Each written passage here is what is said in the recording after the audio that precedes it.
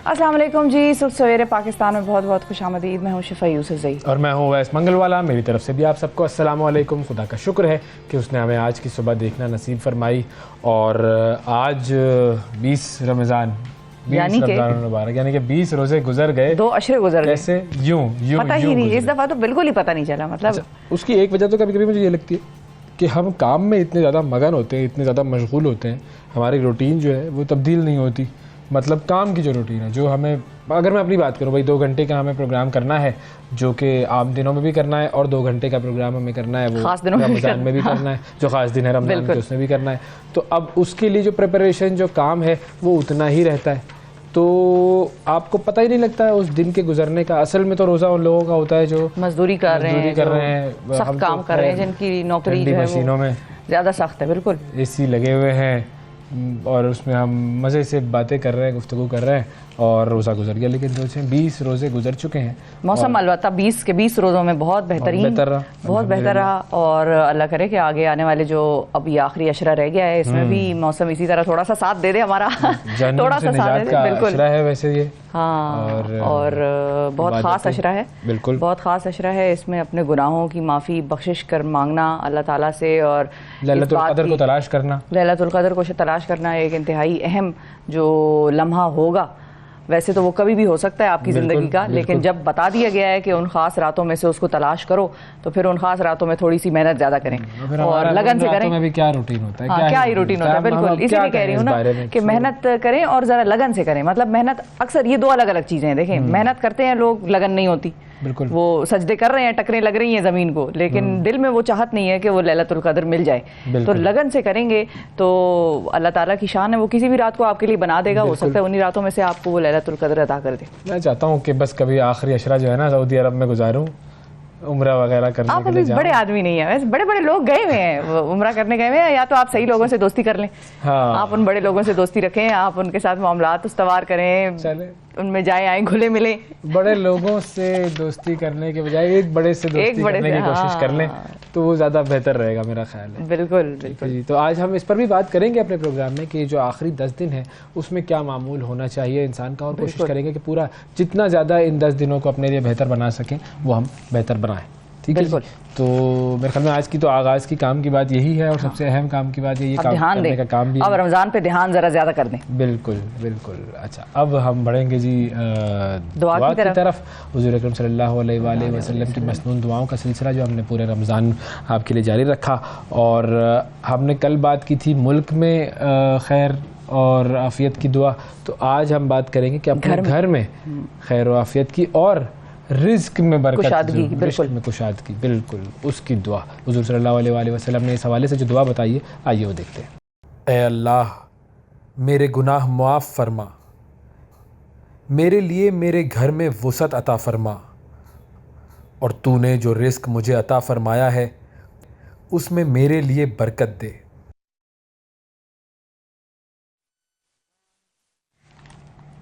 जी, ये थी दुआ जो हुज़ूर अकरम सल्लल्लाहु अलैहि वसल्लम ने बताई है कि रिज़्क़ में कुशादगी के लिए और घर में खैर और बरकत के लिए ये दुआ पढ़ी जाए। अच्छा, मैंने एक और चीज़ देखी, बहुत सारे लोग ना दुआएं लगा देते हैं घर में।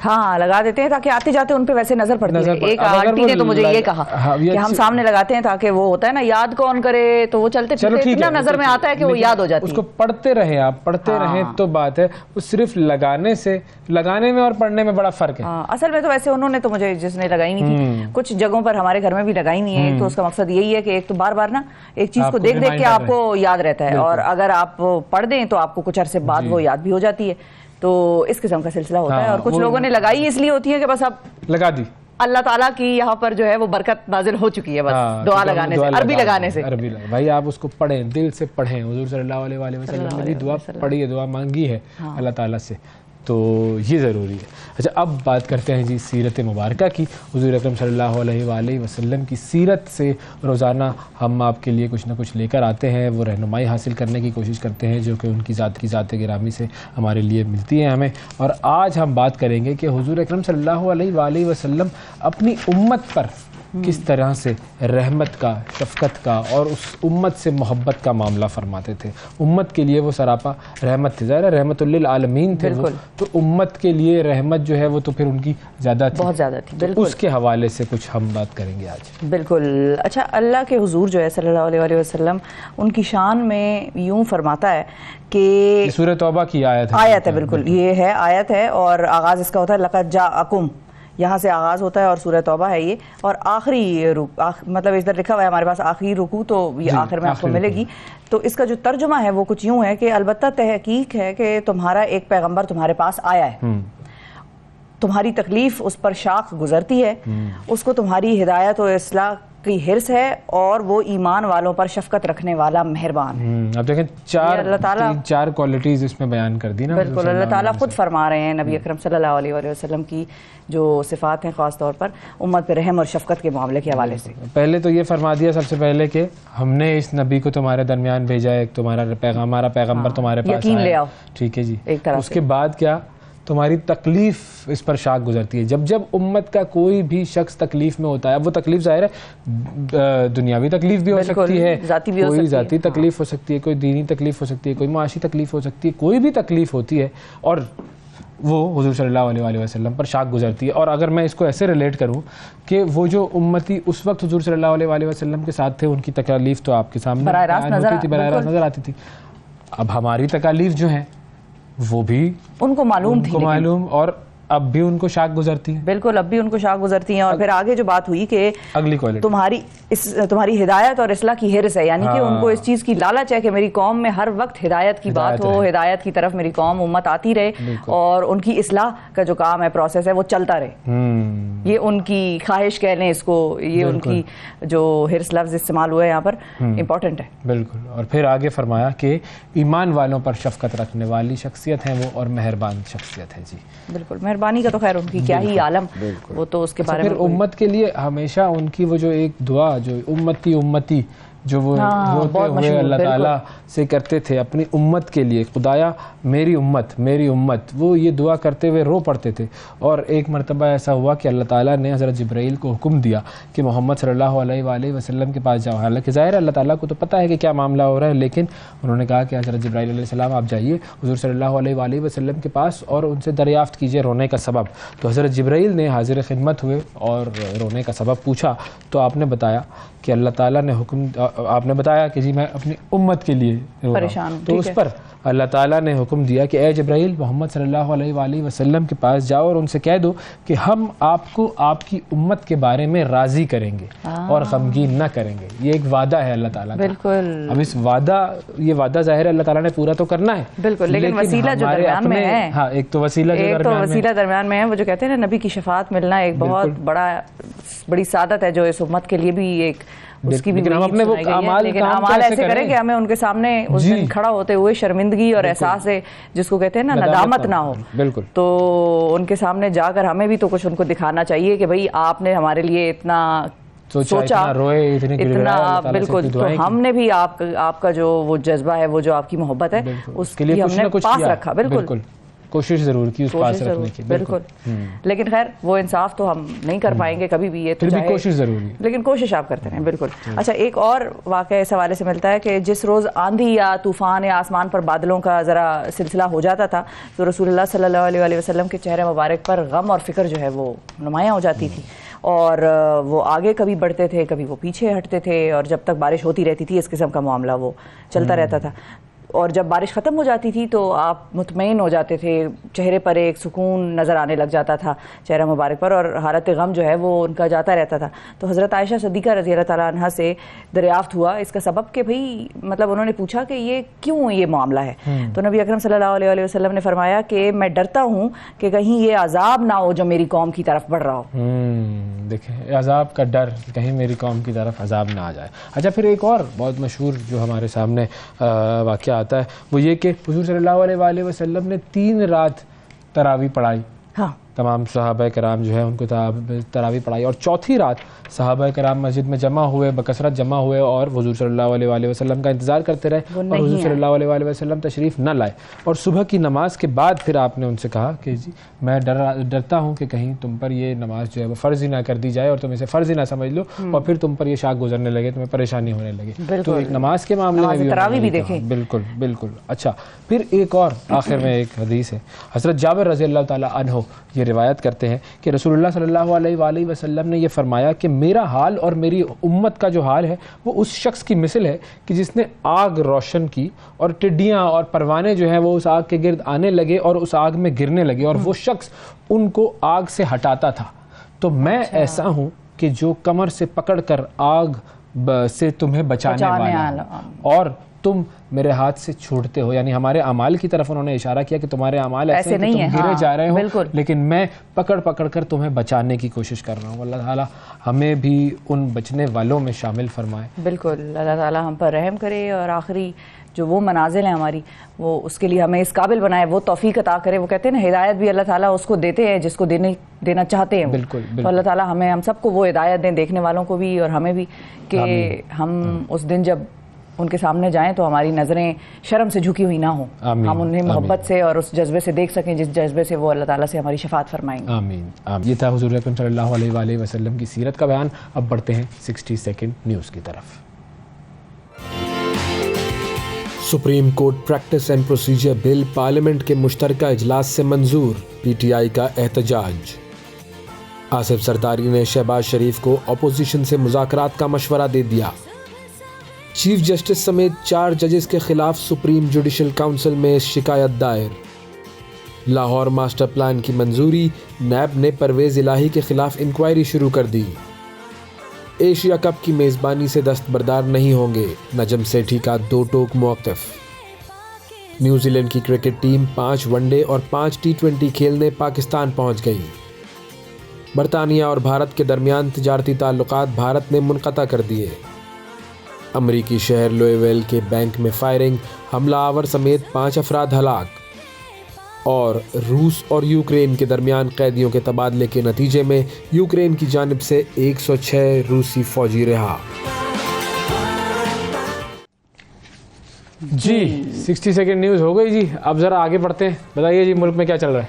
मुल्क में दौरों का दौरा है। मुल्क में कौन दौरा कर रहा है? मुल्क, हाँ, बड़े बड़े लोग बाहर होता है। हाँ नहीं, मतलब मुल्की दौरे चल रहे हैं जो गैर मुल्की सतह पर किए जा रहे हैं, मुल्की नुमाइंदगान की जानिब से। अच्छा, बात दरअसल ये हुई कि कुछ डेटा जो है वो फिगर्स वगैरह सामने आए, तो उसके हवाले से हमने सोचा कि हम आपको बताएंगे कि मौजूदा हुकूमत जो है वो मुआशी मसाइल और रकम की कमी का एक दर्द करती रहती है और हाँ, विर्द करती रहती है और उनको ये दर्द होता है कि भाई हम आवाम जो है वो भूख से मर रहे हैं, वो आटा उनमें तकसीम हो रहा है। देखें, ऐसे इकदाम उठाए जा रहे हैं कि किफ़ायतशारी का भी दावा बड़ा किया जाता है और आवाम के लिए भी इस किस्म के इकदाम का बार बार कहा जाता है कि हम इसलिए कर रहे हैं कि हम मुल्क में महंगाई इतनी हो गई है, आम आदमी अफोर्ड नहीं कर सकता बहुत सारी चीज़ें, तो हम उनका दर्द भी रखते हैं। लेकिन जब आदाद शुमार सामने आते हैं तो बहुत सी दावे ऐसे होते हैं जो कि तशवीश में मुब्तला कर देते हैं कि कहा तो कुछ जा रहा है और एक्चुअल में हो कुछ रहा है।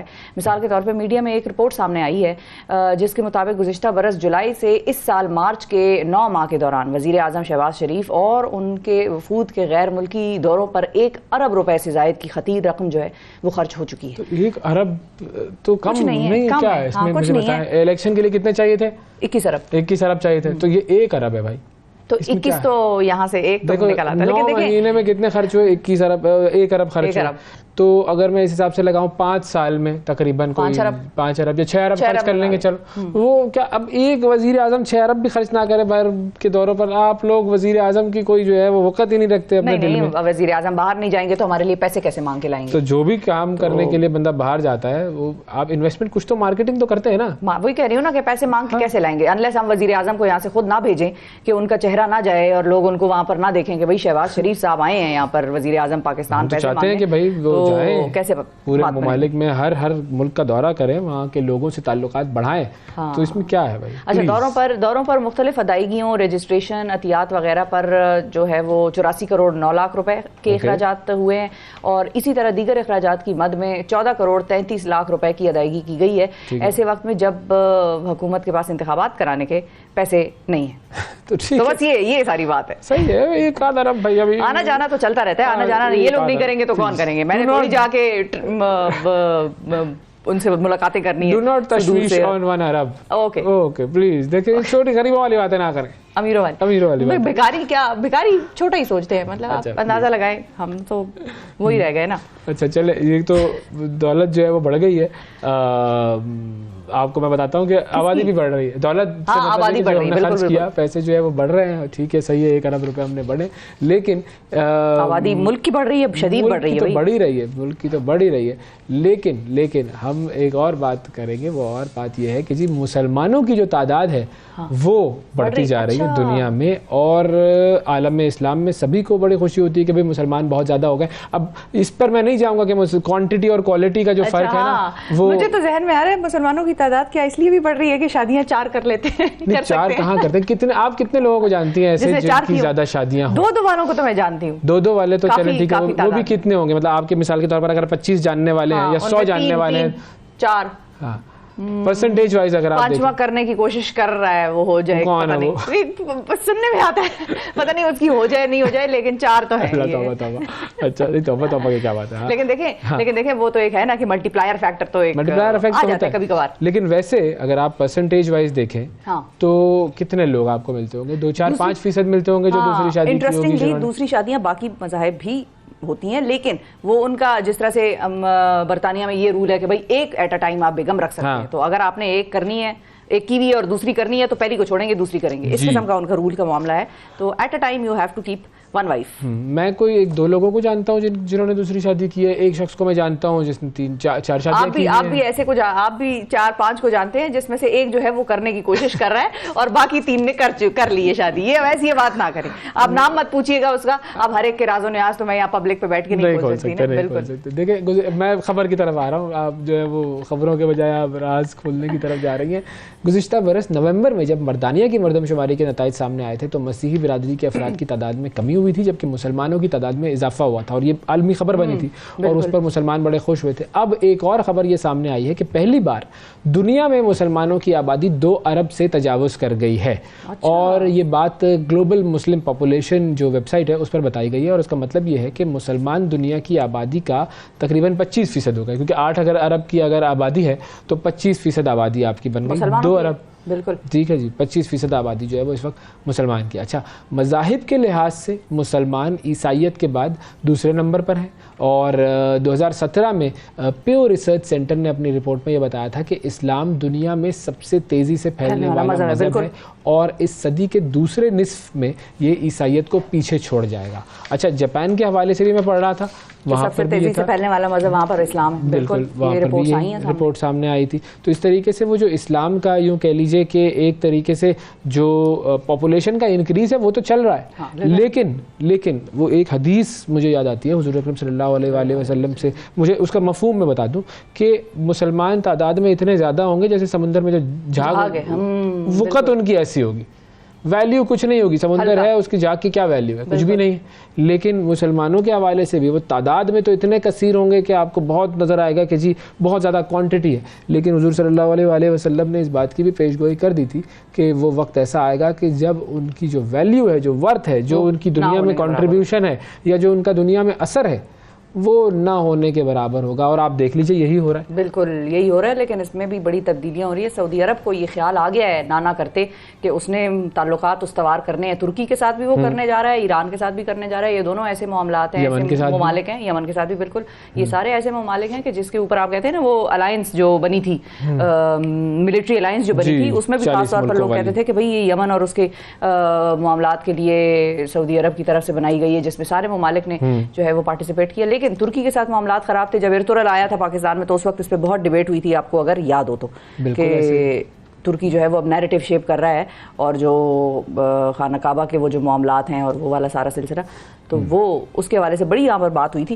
खैर उसको हम मजीद आज ज़रा जानेंगे, हमारे साथ एक्सपर्ट होंगे कि ये सऊदी अरब अब क्या करने की कोशिश कर रहा है। माइंड में मतलब अच्छी बात है ना कि आप मिल रहे हैं, जुड़ रहे हैं, मुसलमान जो है वो एक उम्मत बन रहे हैं, क्योंकि उम्मत हम नहीं रहे थे शायद। बिल्कुल। अच्छा जी, अगली खबर की तरफ आते हैं। अब आप तो देखें साइंस से दूर हो गए। हाँ। आप तो साइंस से दूर हो गए, तो मैंने अभी 2-3 दिन पहले दी थी साइंस की खबर। मैं आज लेके आई हूँ आर्टिफिशियल इंटेलिजेंस ने इस वक्त जो है वो आर्टिफिशियल है ना, आपके अंदर आर्टिफिशियलिटी बहुत है। वो जो पोप की तस्वीर आई थी ना, उसके बाद से मैं पोप फिर आर्टिफिशियल हो गई हूँ। बस वो आर्टिफिशियल इंटेलिजेंस और वो जो फेक डीप फेक्स आ रही है ना, उनके हवाले से बड़ा इंटरेस्ट है मेरा।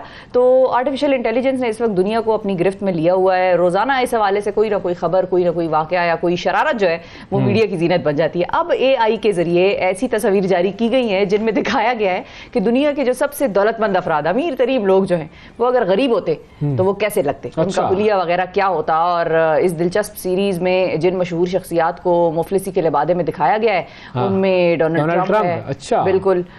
फिर जी बिल गेट्स, ट्रंप की तस्वीर आपको नजर अच्छा खासा, इनको तो कमजोरी माइल बनाया हुआ है। मुकेश अंबानी, बिल्कुल, बिल गेट्स, मुकेश अंबानी है, फिर जी मार्क जकरबर्ग है, वॉरेन बफे है, फिर जेफ बेजोस और इलॉन मस्क, ये शामिल है अमीर तरीन ज़ाहिर, क्योंकि ये लोग हैं।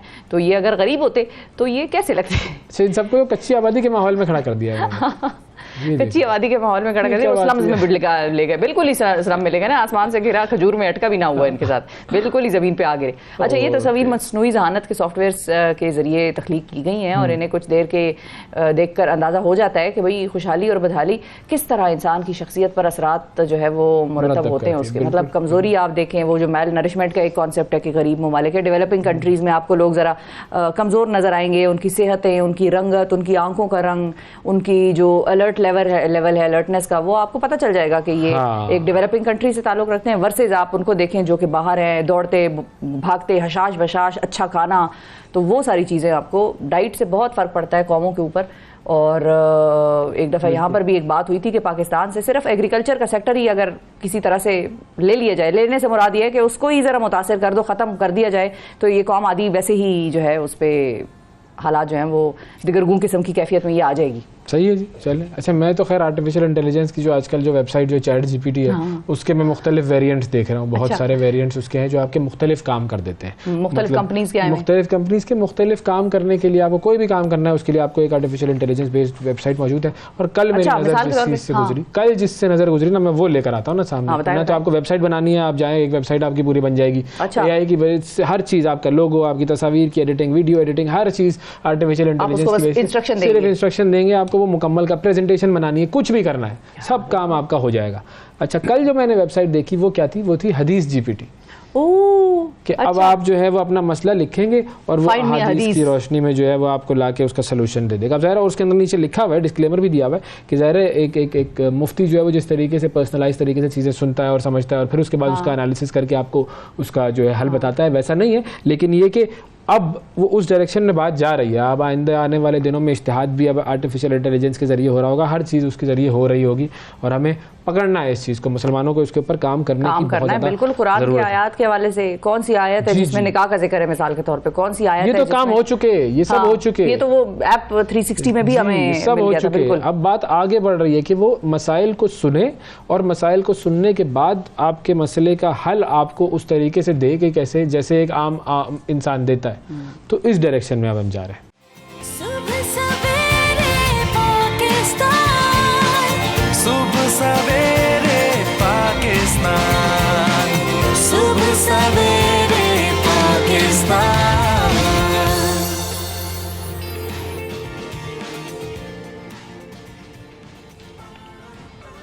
वेलकम बैक जी, सुबह सवेरे पाकिस्तान में एक मरतबा फिर खुशामदीद। उर्दू का एक मुहावरा है, गदड़ी का लाल। तो ये आपने मुहावरा अक्सर सुना होगा, और इससे मुराद ऐसा टैलेंट है जिससे नामुवाफिक हालात का सामना हो, और ऐसा टैलेंट कभी कभी हालात के जबर से मुरझा जाता है, और कभी वो तमाम रुकावटें उबूर करके ख़ुद को मनवा लेता है। कराची का एक लड़का है अमीर हमज़ा पंजारी, वो भी एक ऐसा ही लड़का है जिसने एक माहीगीर के घर में जन्म लिया और अपनी हिम्मत और वालिदैन की हौसला अफजाई से मुल्क का नाम रोशन किया। 14 साल इनकी उम्र है। अज़रबैजान में होने वाले वर्ल्ड स्कॉलर कप में इन्होंने हिस्सा लिया। राइटिंग डिबेट के मुकाबलों में 7 तमगे जीते, 4 तमगे सोने के और 3 तमगे थे चांदी के। और हमजा को जब अज़रबैजान जाने का मामला दरपेश हुआ तो अपनी कम उम्री के बायस वो हिचकिचा रहा था, लेकिन फिर वालिद साहब ने अपने उनके भाई को उनके साथ भेजा ताकि ये अहम मौका हाथ से ना निकल जाए। अब ये वर्ल्ड स्कॉलर कप जो है क्या? ये एक आलमी मुकाबला है, दुनिया भर से हज़ारों बच्चे हिस्सा लेते हैं और इनकी पूरी जो कहानी है अमीर हमजा की वो हम अमीर हमजा से सुनेंगे। अस्सलाम वालेकुम अमीर हमजा। वालेकुम अस्सलाम। सबसे पहले बहुत मुबारक हो आपको कि आपने ये 7 मेडल्स जीते और आपको कमाल ही कर दिया वैसे। जी कमाल कर दिया। ये 7 मेडल्स किस किस आपने मुकाबले में जीते हैं, ज़रा डिटेल तो बताएं ना। मैंने वर्ल्ड स्कॉलर कप में मैंने पार्टिसिपेट लिया था, इसका रीजनल राउंड था। कमांडर स्कूल सिस्टम ने जो अपॉर्चुनिटी दी थी, then I went to the Dubai global round 2022। There I score 7 medals जिसमें से 4 गोल्ड थे, 3 सिल्वर थे और मैंने debate, scholars ball, scholars challenge और कोलैबोरेटिव राइटिंग में मैंने जीते हैं। वाह वाह वाह वाह, क्या बात है भाई, माशाल्लाह। राइटिंग और राइटिंग तो वैसे बड़ा क्रिएटिव एक साइड है और हर कोई लिख नहीं सकता, बिल्कुल खास लोग लिखते हैं। लेकिन ये बताएं कि इन चीज़ों में जो आपने जीते हैं तमगे, ये राइटिंग और ये सारा जो क्रिएटिंग वगैरह, ये आप काफ़ी अरसे से कर रहे थे या इस स्कॉलर कप के लिए ख़ास कोई प्रिपरेशन की थी आपने? इसकी तो प्रिपरेशन बिल्कुल रैंडम है। इसमें मेरी प्रिंसिपल मैम सादिया अमरीन, मेरी सिस्टर की सपोर्ट और मेरे भाई की मेहनत की वजह से अल्हम्दुलिल्लाह मैंने अचीव किया। उसकी जो प्रिपरेशन थी वर्ल्ड स्कॉलर कप की बिल्कुल रैंडम थी। हमें कुछ आइडिया नहीं था हमें क्या आना है, क्या हमें करना है, लेकिन इनकी प्रिपरेशन की वजह से अल्हम्दुलिल्लाह मैंने अचीव किया ये। माशाल्लाह, ज़बरदस्त। अच्छा, अब ये जो एक बात ख़बरों में हर जगह पर आ रही है कि जी एक मछेरे का बेटा है, एक माहीगीर का बेटा है, और मतलब बहुत मरतबा मुझे लगता है कि लोग ज़रा गलत तरीके से वो लिख रहे होते हैं कि या इनसे एक्सपेक्ट नहीं किया जा सकता कि भाई ये भी कर सके। हालांकि टैलेंट जो है वो तो कहीं पर भी हो सकता है। तो आप ज़रा हमें अपने बैकग्राउंड के बारे में, अपने वालिदैन के काम के बारे में और जिस इलाके में आप रहते हैं किमाड़ी में, उसके बारे में ज़रा बताइए। मेरे वालिद साहब हैं, फिशरमैन हैं, तो हम पहले किमाड़ी पांचपाड़ा में रहते थे। तो वहाँ पे टैलेंट की कोई कमी नहीं है। जैसे वहाँ पे कराची किमाड़ी बॉक्सिंग क्लब है और दूसरे भी हैं। वहाँ पे बैंकॉक का दुबई का राउंड हुआ था, इसमें आई गेस 2 से 3 वो लड़के क्वालिफाई हुए थे बॉक्सिंग क्लब में। और बहुत से ऐसे लड़के इनके अंदर टैलेंट बहुत है लेकिन उनको उजागर नहीं कर पा रहे। जैसे कि मैंने FCS के साथ और अपनी स्कूल के साथ कोऑर्डिनेट करके हमने कम्युनिटी यूथ डेवलपमेंट प्रोग्राम भी बनाया था जिसमें बहुत से टैलेंट उजागर भी हुए थे। सही। अच्छा, तो अब ये जो आप इस मुकाबले के लिए जा रहे थे, तो इस मुकाबले के लिए आपको जाने में किसने सपोर्ट की, और वो जो आप नहीं जा पा रहे थे फिर आपके भाई गए आपके साथ, वो क्या सिलसिला था?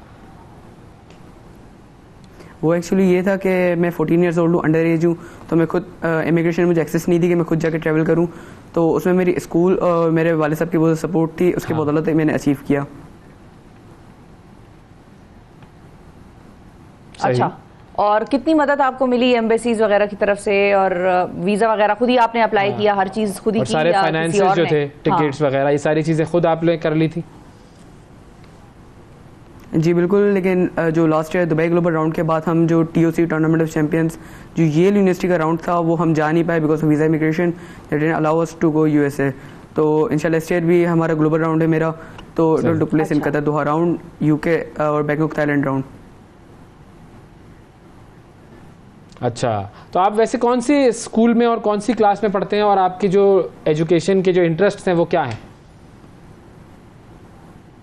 मैं एक्चुअली कमांडर स्कूल सिस्टम में स्टडी कर रहा हूँ IGCSE 1 में, और जो एजुकेशन में इंटरेस्ट बताया, मैं राइटिंग में एक्सपर्ट हूँ और I can do also debate.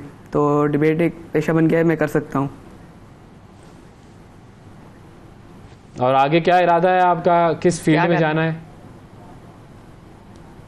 Actually personally really want to be a pilot. मैं पायलट बनना चाहता हूँ और कमर्शियल पायलट, और जितना मुझसे अपने कंट्री, अपने नेशन, अपनी कम्युनिटी, अपनी स्कूल, जहाँ तक मैं रिप्रेजेंट कर सकता हूँ, मैं ज़रूर, मुझे जब भी अपॉर्चुनिटी मिलेगी इंटरनेशनल फोरम में या कहीं पर भी ज़रूर अपनी कंट्री को रिप्रेजेंट करूँगा मैं एज अ पायलट। ज़बरदस्त, बेहतरीन। अच्छा, खबरें तो आपकी बहुत सारी छप गई, क्या गवर्नमेंट की तरफ से आपको कोई पजीराई मिली, कोई किसी ने राब्ता किया, इनाम कोई? नहीं सर, गवर्नमेंट की तरफ से हमें कोई अभी तक नहीं है ये रिपोर्ट। चलो आएगी इंशाल्लाह, वो भी वक्त आएगा, ऐसा कौन सा।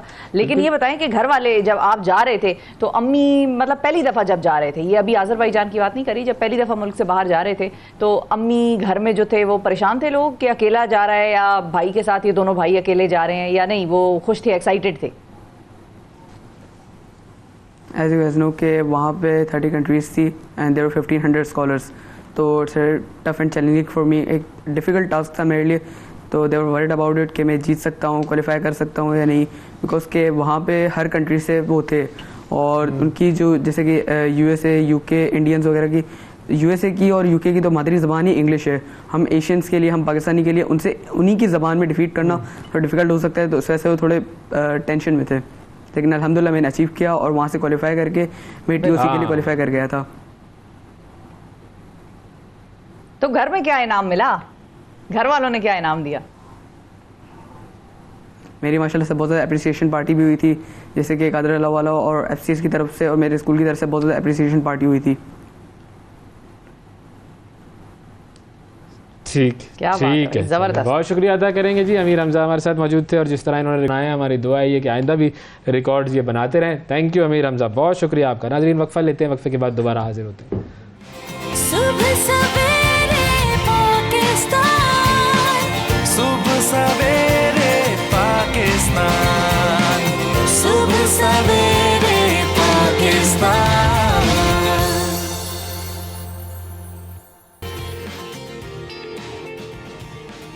वेलकम बैक जी। मशरिक़ वस्ता की तारीख़ में अरब स्प्रिंग का वाक़या हमेशा याद रखा जाएगा और इसने कई ममालिक में हुकूमतें तब्दील कर दी और कई मुल्क इसके बाद खाना जंगी का शिकार हो गए। इनमें से एक छोटा सा मुल्क यमन भी था, जिसके हुक्मरान अली अब्दुल्ला सालेह को 2011 में हुकूमत छोड़ना पड़ी और मुल्क खाना जंगी का शिकार हो गया। और हौसी तहरीक ने 2015 में दारुल हुकूमत पर कब्जा किया तो सऊदी अरब की क़यादत में कायम होने वाले अरब इत्तेहाद ने यमन पर फ़ज़ाई हमले शुरू कर दिए, जबकि हौसी सऊदी अरब पर रॉकेट और मकामी तौर पर तैयार किए गए मिसाइल फायर करते रहे। अब इस जंग में हज़ारों अफराद मारे गए थे और हाल ही में चीन की कोशिशों के बायस ईरान और सऊदी अरब के ताल्लुकात में बेहतरी आई है, तो इसके असरात यमन की जंग पर भी देखे गए हैं। और दोनों ममालिक में होने वाले कामयाब मुज़ाकरात के बाद सऊदी अरब और यमन की हुकूमतों ने 6 महीने के लिए जंग बंदी पर इत्तफाक कर लिया। इसके अलावा अरब इत्तेहाद ने यमन पर आयद जो पाबंदियाँ हैं वो भी नरम कर दी हैं। क्या यमन में मुस्तकिल अमन का ख्वाब पूरा हो सकेगा? और ईरान और सऊदी अरब को अपनी अदावत दूर करने के लिए चीन को मुदाखलत क्यों करना पड़ी? मुसलमान ममालिक अपने तनाज़ात किस तरह खुद हल कर पाएंगे और यमन में आइंदा हुकूमत किसकी होगी? तमाम मामलात हैं, इनके ऊपर हम बात करेंगे। हमारे साथ मौजूद हैं दिफाई तज्ज़ियाकार साहब ब्रिगेडियर हारिस नवाज साहब। अस्सलाम वालेकुम सर। जी वालेकुम अस्सलाम। थैंक यू सर, बहुत शुक्रिया प्रोग्राम के लिए आपने वक्त निकाला। सबसे पहले तो थोड़ा सा इस कॉन्फ्लिक्ट का ज़रा बैकग्राउंड अगर हमारे नाजरीन के लिए आप बता सकें कि ये जो बैकग्राउंड है यमन का और सऊदी अरब का, कि ये क्या मामला था, क्यों इनके दरमियान जंग हो रही थी? Actually you must be knowing कि ये बिल्कुल साउथ में सऊदी अरब के है यमन, और यहाँ पर 2 ग्रुप्स, एक हादी जो अबू रब इनके प्रेसिडेंट थे, हादी उनका ग्रुप था, एक सारा ग्रुप होतीस का था जो ईरान सपोर्ट करता था। और आपको याद होगा 2015 में ये होतीस ने ईरान की सपोर्ट से इनके जो प्रेसिडेंट थे इनके एरिया को कब्जा कर दिया, जो इंटरनेशनल सपोर्ट करते थे, सारे एक रिकग्नाइज था ये हादी अबू रब, हादी प्रेसिडेंट था उसको। तो उसके बाद से फिर इनका कॉन्फ्लिक्ट स्टार्ट हो गया और सऊदी अरब में फिर उसके बाद 8 ईयर्स पहले, अगर आप 2015 में याद हो, 26 मार्च 2015 को इन्होंने अटैक कर दिया। और फिर उसके बाद बहुत ही इन्होंने सफ़र किया, यकीन करें सऊदी अरब के साथ, फिर और भी इनके साथ मिडिल ईस्ट के कंट्री बहुत नहीं सपोर्ट कर रहे थे, and they have suffered economically, और उसके बाद इतना ज़्यादा इनका नुकसान हुआ है कि अल्टीमेटली स्टैंड प्रिवेल्ड। और अब 1 साल से इनकी आपस में नेगोशिएशन चल रही थी और अब जाके काफ़ी हालात ठीक हुए हैं। और अब इस वक्त इनकी ऑनवाइज में वो इस हफ्ते, पहले भी 1 महीने साल से चल रहे थे, अब 1 हफ्ता पहले इनका विजिट किया है। और ये ओमान एक ब्रोकर डील कर रहा है, क्योंकि उसका बिल्कुल बॉर्डर भी लगता है, उसको बड़ा फ़र्क भी पड़ता है, इसलिए उसने इनकी डील करवा है सऊदी अरब की और ईरान की बेसिकली। जब ईरान की चाइना ने सऊदी अरब में हालात ठीक किए हैं इनके, तो उसके साथ ये भी आइसमेंटिक हुई बिकॉज होती सारे सपोर्ट ईरानियों नहीं करते थे। तो अब उम्मीद है कि ये इस ईद से पहले चाइना का इसमें सर क्या इंटरेस्ट था, क्योंकि चाइना ने इस मामले में बड़ा अहम किरदार अदा किया है। चाइना का इसमें इंटरेस्ट क्या है? देखिए, चाइना का बहुत इंटरेस्ट ये है कि उसने अभी ईरान की और सऊदी अरब से बहुत वो क्लोज हो गया, और क्लोज होने की वजह से जाहिर उसको ऑयल शिफ्टिंग, क्रूड ऑयल बहुत ज़्यादा चाहिए, और उसके लिए उसको चाहिए कि इस एरिया में कॉन्फ्लिक्ट ख़त्म हो जाए।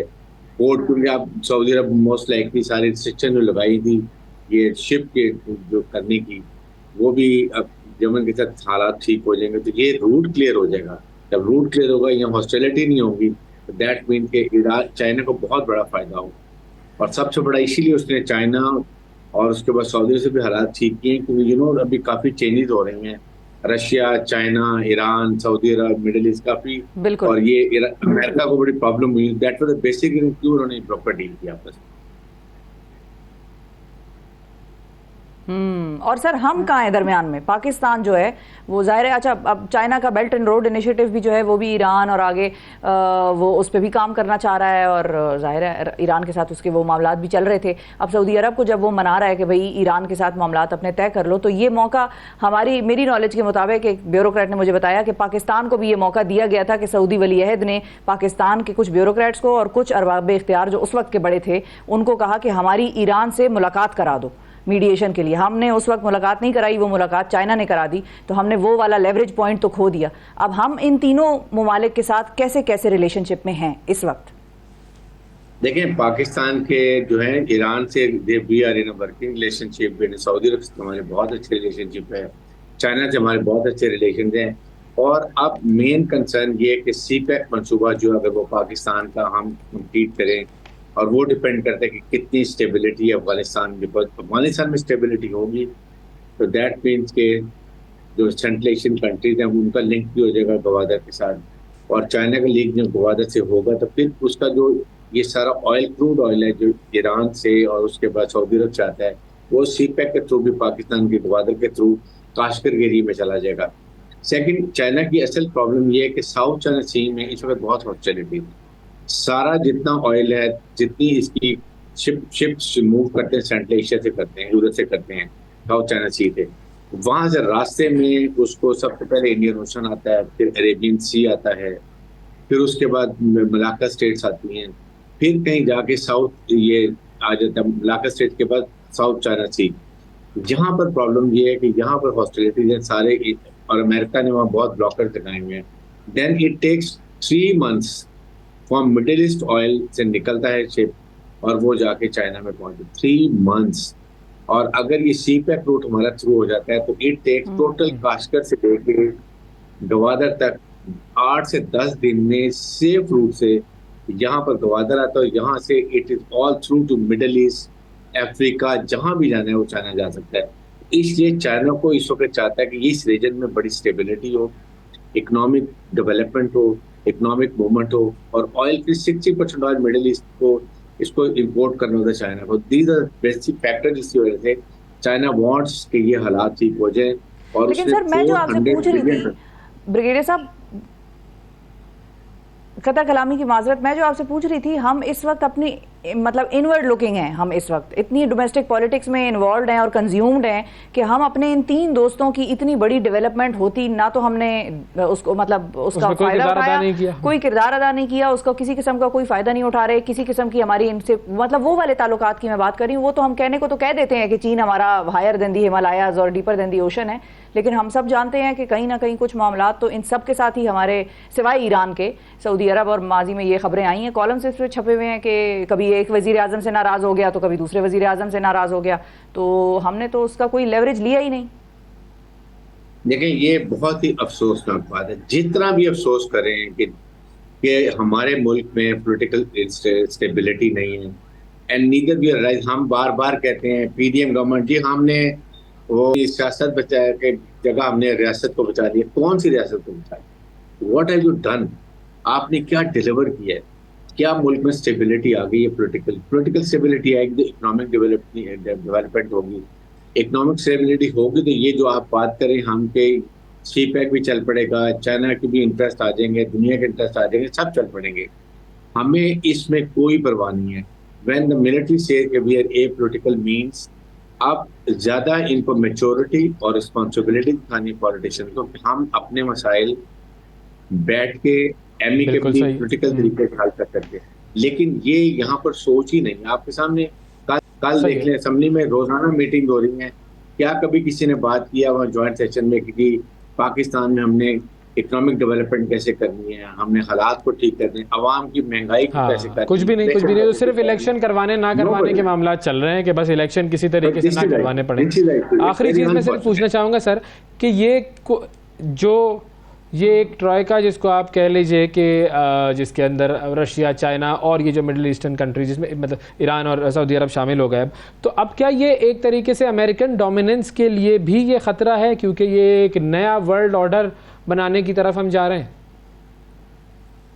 America is in a fix, इसलिए कि रशिया से यूरोपियन भी ऑयल ले रहे हैं, उसके बाद जो है चाइना और ईरान और सऊदी अरब ये ज्यादा शिफ्ट कर रहे हैं, और सबसे बड़ी बात है कि वो लोकल करेंसी में डील कर रहे हैं। Now that is a big threat to Americans, क्योंकि वो रूबल्स में कर रहे हैं, युआन में कर रहे हैं, इंडिया भी अपनी अब करेंसी से स्टार्ट कर रहा है, और जो डॉलर की डोमिनेंस थी और जिससे they to earn hell of money, वो अब इनको बड़ा फर्क पड़ेगा। और इसीलिए वैसे भी जो भी टॉप पे जाता है, टोटलिटेरियन जो होते हैं, वो कहीं ना कहीं they fall. I think now I can foresee कि अमेरिकन की फॉल स्टार्ट हो रही है, और ये ग्रुप जो रीजन में बहुत जो स्ट्रॉन्ग बन रहा है। Pakistan has to catch this opportunity. इसके लिए हमें हमारे सियासतदानों को बैठना पड़ेगा, मुज़ाकरात करने पड़ेंगे, फाइंड इमीडिएट अच्छे तरीके से इलेक्शन करवाएं, जिसको भी अवाम सेलेक्ट करते हैं वो स्टेबल गवर्नमेंट होगी, तो फिर ये लोग, ये रीजनल ममालिक भी, जिसपे 2 न्यूक्लियर मुल्क हैं, चाइना और रशिया, पाकिस्तान न्यूक्लियर मुल्क है, इसलिए हमें चाहिए कि अपने रीजन में स्ट्रॉन्ग हो, and then think about others. We have to be in good relations with every country of the world. बिल्कुल ठीक है। अपने रीजन में हम स्ट्रॉन्ग होंगे तो फिर हमारे रिलेशनशिप्स के ऊपर बहुत फर्क पड़ेगा। बहुत शुक्रिया अदा करेंगे। आरिस हमारे साथ मौजूद थे। नाजरीन, वक्फा लेते हैं, वक्फे के बाद दोबारा हाजिर होंगे। सुबह सवेरे पाकिस्तान, सुबह सवेरे पाकिस्तान, सुबह सवेरे पाकिस्तान।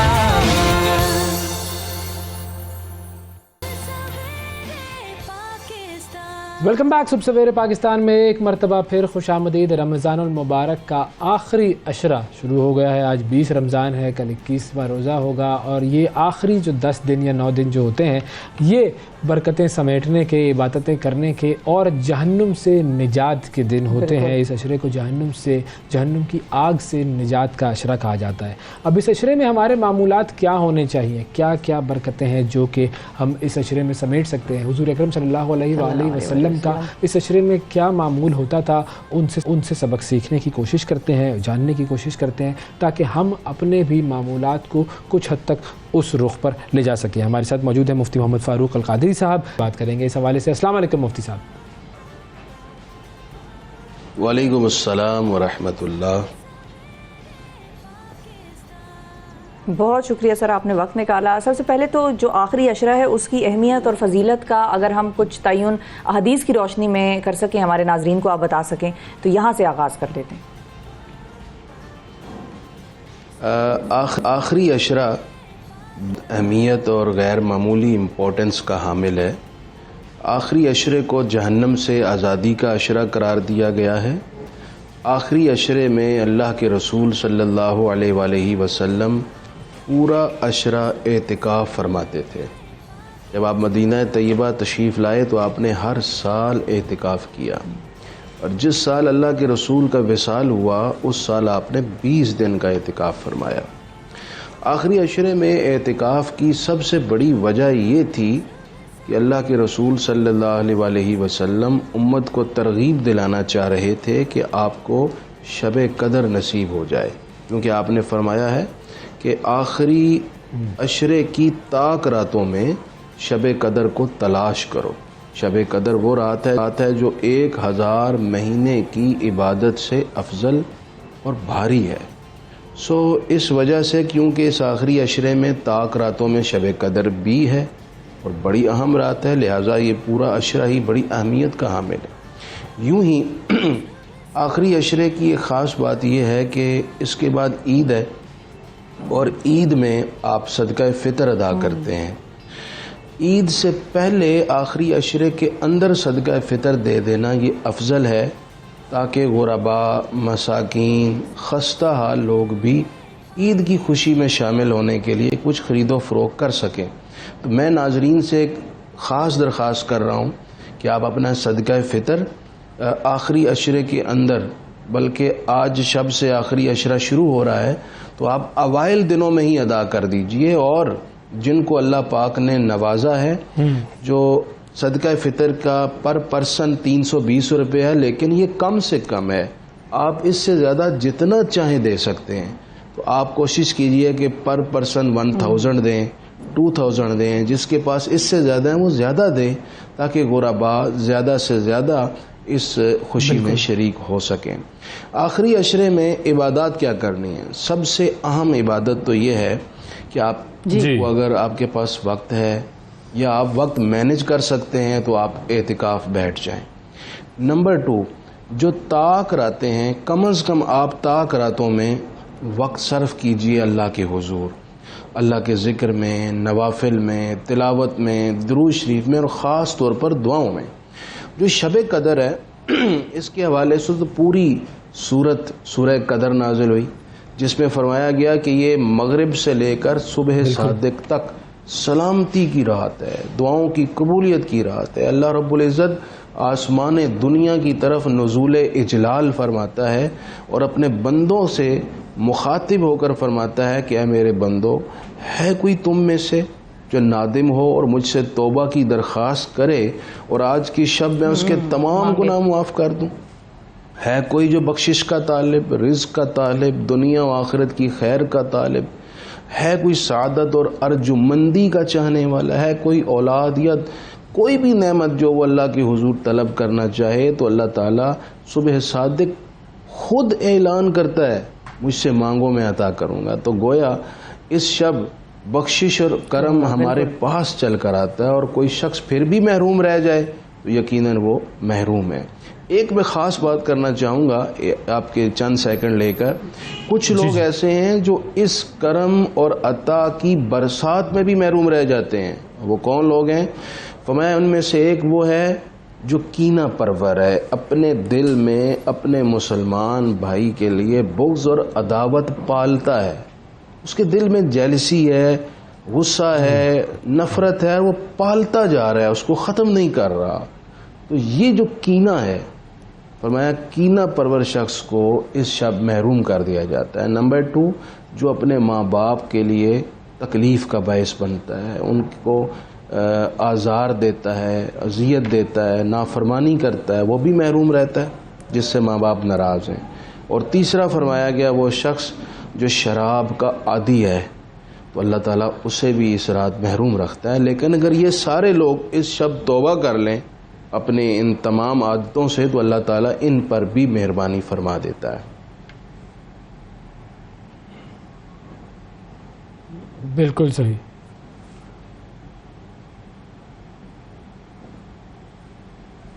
जी बिल्कुल। अच्छा हज़रत, मैं ये पूछना चाह रहा था एक और चीज़ कि आपने जिक्र किया एतकाफ़ का, तो ये तो 10 दिन का तो एतकाफ़ जो है वो जो हुज़ूर अकरम सल्लल्लाहु अलैहि वसल्लम की सुन्नत से साबित है। बहुत सारे लोग 3 दिन का भी एतकाफ़ करते हैं, तो ज़ाहिर है जो लोग 10 दिन का नहीं कर सकते तो क्या वो 3 दिन का एतकाफ़ कर ले तो वो ठीक है? आपने बहुत अहम सवाल किया है। 10 दिन का एतिकाफ़ है सुन्नत एतिकाफ़। 10 दिन के अलावा अगर आप 3 दिन का या 1 दिन रात का या आप सिर्फ 5 मिनट्स का भी एतिकाफ़ करना चाहते हैं तो आप कर सकते हैं। ये सब है नफली एतिकाफ़। बल्कि फरमाया ये गया है कि आप जब भी मस्जिद में जाएं तो मस्जिद में दाखिल होते ही आप ये नियत कर लें कि अल्लाह मैं एतिकाफ़ की नियत कर रहा हूँ। तो आप नमाज़ पढ़ेंगे, आप जितनी देर मस्जिद में बैठेंगे उतनी देर आपको एतिकाफ़ का भी सवाब मिलता रहेगा। यूं ही आप अगर आखिरी 3 रातें बैठते हैं या 1 रात बैठते हैं, या आप चाहते हैं मैं मगरिब से इशा या असर ता मगरिब जो वक्त मस्जिद में गुजारूं एतिकाफ़ की नीयत से, ये भी एतिकाफ़ है। इसी तरह जो हमारी माएँ बहनें हैं वो अपने घर में एक जगह मखसूस कर लें और उसको मस्जिद करार दें। तो जब भी वो उस हिस्से में दाखिल हुए एतिकाफ़ की नीयत कर लें, या आखिरी 3 दिन वहाँ बैठ जाएं, या पूरे 10 दिन बैठना चाहें, या जितना वक्त मुयस्सर है एतिकाफ़ की नीयत से वहाँ बैठना चाहें, तो उनको एतिकाफ़ का सवाब मिलेगा। सही, बिल्कुल सही। अच्छा, एक और चीज़, जब हम बात करते हैं दुआओं की, तो जाहिर है ये अशरा जैसा कि आपने फरमाया कि दुआओं की कबूलियत के लिए जाहिर है हमें बहुत ज़्यादा दुआएं करनी चाहिए अल्लाह ताला से। अब क्या कोई ख़ास ऐसे मौक़े या कोई ख़ास ऐसा वक्त भी हदीस में आता है कि जी ये दुआओं की कबूलियत के औक़ात हैं?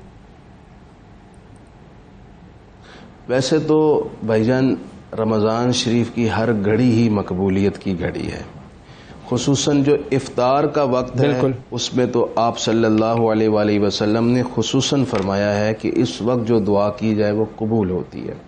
यूं ही हर नमाज के बाद का जो वक्त होता है वो दुआ की कबूलियत का है। यूं ही जो तहज्जुद का वक्त है उसमें तो हर शब वो पिछले पैरें रहमत रब दी वसदी आवाज़ा देंदी, वो जो हमारे पंजाबी शुअरा भी कहते हैं, ये हदीस है बेसिकली कि हर शब के आखिर हिस्से में अल्लाह रब्बुल इज़्ज़त की तरफ से ये निदा दी जाती है, मेरे बंदो मांगो। तो जब आप सहरी करने के लिए उठते हैं ना, ये ऐन वही वक्त है। उस वक्त आप वज़ू करें, जल्दी से 2 रकत नफल तहज्जुद पढ़ लें, और अल्लाह तौफीक दे तो 8 पूरे पढ़ लें और दुआ कर लें। ये वो वक्त है जब दुआ कबूल होती है। यूं ही शब कदर सारी की सारी कबूलियतें दुआ की शब है, और इस पर आपको दुआ करनी क्या चाहिए? 2 दुआएं बड़ी इंपॉर्टेंट है जो हमें कभी मिस नहीं करनी चाहिए। एक तो वो जो सैयदा आयशा सिद्दीक़ा उम्मुल मोमिनीन सलामुल्लाह अलैहा फरमाती हैं कि मुझे अल्लाह के रसूल ने फरमाया कि जब शब कदर आपको नसीब हो तो ये दुआ ज़रूर करना। वो क्या थी? अल्लाहुम्मा इन्नका अफ़ुव्वुन करीमुन तुहिब्बुल अफ़्वा फ़अफ़ु अन्नी। आप चाहें तो उसको उर्दू में भी कर सकते हैं, जिसको अरबी याद ना हो वो उर्दू पढ़ ले। वो इसका मतलब ये है कि अल्लाह आप माफ़ करने वाले हैं, तू मुआफ़ करने वाला है और मुआफ़ी को पसंद करता है, ए अल्लाह तू मुझे भी मुआफ़ कर दे। तो एक ये दुआ है। दूसरी वो दुआ है जिसके बारे में रसूलुल्लाह सल्लल्लाहु अलैहि वसल्लम ने फरमाया कि किसी मोमिन ने आज तक इससे बेहतर दुआ कभी की नहीं और ना ही कभी कर सकेगा। वह आप अंदाज़ा लगाइए कैसी अजीम दुआ है। अल्लाह के रसूल अलैहिस्सलाम ने फरमाया वो दुआ ये है, अल्लाहुम्मा इन्ना नस्अलुकल अफ़्वा वल आफ़िया, अल्लाहुम्मा इन्नी अस्अलुकल आफ़ियत फ़िद दुनिया वल आखिरह। मुख्तलिफ अल्फाज के साथ आई है। इसका उर्दू में तर्जुमा ये है कि अल्लाह मैं तुझसे आफ़ियत का सवाल करता हूँ, तू मुझे आफ़ियत अता कर दे दुनिया में भी और आखिरत में भी। आफ़ियत ये होती है कि आप अल्लाह के हुज़ूर दरख्वास्त कर रहे हैं, या अल्लाह मुझे हर तरह की मुसीबत, अपनी नाराज़गी, गैज़ो गज़ब, जुमला अमराज, तकालीफ, मसाइब और तमाम तरह की वो ख़राबियाँ जो मेरे ईमान को ख़राब कर दें, दुनिया में भी बचाना, आखिरत में भी बचाना। तो इसके लिए एक लफ्ज़ है बड़ा जामे, आफ़ियत। आप ये दुआ किया करें कि अल्लाह मुझे आफ़ियत अता फ़रमा दे दुनिया में भी और आखिरत में भी। बिल्कुल बिल्कुल सही फरमाया आपने। हमारी दुआ ये है कि अल्लाह ताला हमें भी आफ़ियत अता फ़रमाए दुनिया में भी और आखिरत में भी। बहुत शुक्रिया अदा करेंगे जी। मुफ्ती मोहम्मद अल कादरी साहब हमारे साथ मौजूद थे। बिल्कुल। अब ज़रा बढ़ते हैं हमारे नुमाइंदे की जानिब और उनसे हम जानेंगे कि इस्लामाबाद में जो मरदमशुमारी की डेट है, यानी कि जो तारीख जिस पर के उसको मुकम्मल किया जाना था, वो एक्सटेंड हो गई है। डेडलाइन जो है उसको आगे कर दिया गया, उसमें जो है तौसीह कर दी गई है। बिल्कुल। अब इकराम मोती साहब हमारे साथ मौजूद हैं। अस्सलाम वालेकुम इकराम साहब, बताइएगा क्या सूरत हाल है और ये तारीख जो है इसको आगे क्यों कर दिया डेडलाइन को? देखिए 3% जो डेटा है वो अभी रह गया है पूरे मुल्क में। वो जो 3% डेटा है उसके लिए मज़ीद 5 दिन के लिए जो काम है ये बढ़ा दिया गया है। फील्ड वर्क बढ़ा दिया गया है, डेटा इकट्ठा करना बढ़ा दिया गया है। जो पंजाब में है 99% काम मुकम्मल हो चुका है, सिंध में 90%, इस्लामाबाद में 82% मुकम्मल हो चुका है। और जो आज़ाद कश्मीर है उसमें टोटल काम मुकम्मल हो चुका है। मुल्क के 156 में से 131 अजला में काम मुकम्मल हो चुका है। नामुकम्मल जो डेटा है वो इस्लामाबाद, लाहौर, पिंडी, कोयटा, गिलगित और कराची के समेत 25 अजला का है। दर हकीकत ये जो काम किया जा रहा है इस दफ़ा जो माजी में होता था काम सेंसस का, उससे बिल्कुल मुख्तलिफ है। इस दफ़ा ये मालूम किया जा रहा है कि मुल्क में कितनी सड़कों की मज़ीद ज़रूरत है, कितने वाटर चैनल की ज़रूरत है, कितनी ट्रांसपोर्ट की ज़रूरत है, कितना हमें पेट्रोलियम चाहिए, आटा कितना चाहिए, चीनी कितनी चाहिए, दालें कितनी चाहिए, हमें चावल कितने चाहिए, ये सारा कुछ मालूम करना है। उसके अलावा हमारे पास जो ट्रेनिंग शुदा यानी तरबियत याफ्ता जो मजदूर हैं, टेक्निकल लोग हैं, वो कितने हैं और कितने मज़ीद पैदा करने हैं, कितनी फैक्ट्रियाँ किस शोबे में मज़ीद लगानी हैं, ये सारा डेटा जो है ये मुकम्मल किया जा रहा है। और ये मालूम किया जा रहा है किस इलाके में क्या फसल हो रही है, वो फसल कामयाब है तो क्यों है और नाकाम है तो क्यों है। ये सारा डेटा जो है इसको सोशियो इकनॉमिक डेटा कहते हैं। ये पहली दफ़ा पाकिस्तान की तारीख में मुकम्मल किया जा रहा है। जी अच्छा इकराम साहब, ये भी बताइएगा कि पहली दफ़ा डिजिटली किया जा रहा है, ये भी एक बड़ा अहम नुक्ता है इसका सेंसस का। ये बताइए ये डिजिटल तरीके से किस तरह से हो रहा है। हमारे घर जो सेंसस वाले आए थे उन्होंने कहा फलां वेबसाइट पे जाके आप अपने नंबर ऑफ पीपल एंटर कर लें, वो हम करते रहे, वो वेबसाइट खराब थी। तो अब क्या हमारा डेटा उसमें एंटर हो गया या नहीं, वो इसके बारे में कुछ आगाही दे सकते हैं? बहुत सारे लोगों के पास वो नहीं पहुंचा है और वो डेटा उन्होंने डिजिटली अपलोड नहीं किया है अपना। बिल्कुल, क्योंकि लोगों को तरीकाकार नहीं आता, वेबसाइट डाउन थी। इसके लिए नए फ़ोन नंबर और नए मशवरे दिए जा रहे हैं लोगों को, और ये चीज़ें जल्द नेशनल हुकअप पे आ जाएंगी कि लोग अब डिजिटली किस तरह करेंगे, क्योंकि सिस्टम में ये पहली दफ़ा हो रहा था, लिहाजा सिस्टम में हर जगह कनेक्ट नहीं हो सकी। बहुत से लोग जो हैं, तकरीबन ये कहा जा रहा है कि 87% लोगों का डिजिटल कनेक्शन कामयाब हो गया है, लेकिन बाकी 13% का जो है अभी तक कामयाब नहीं हुआ।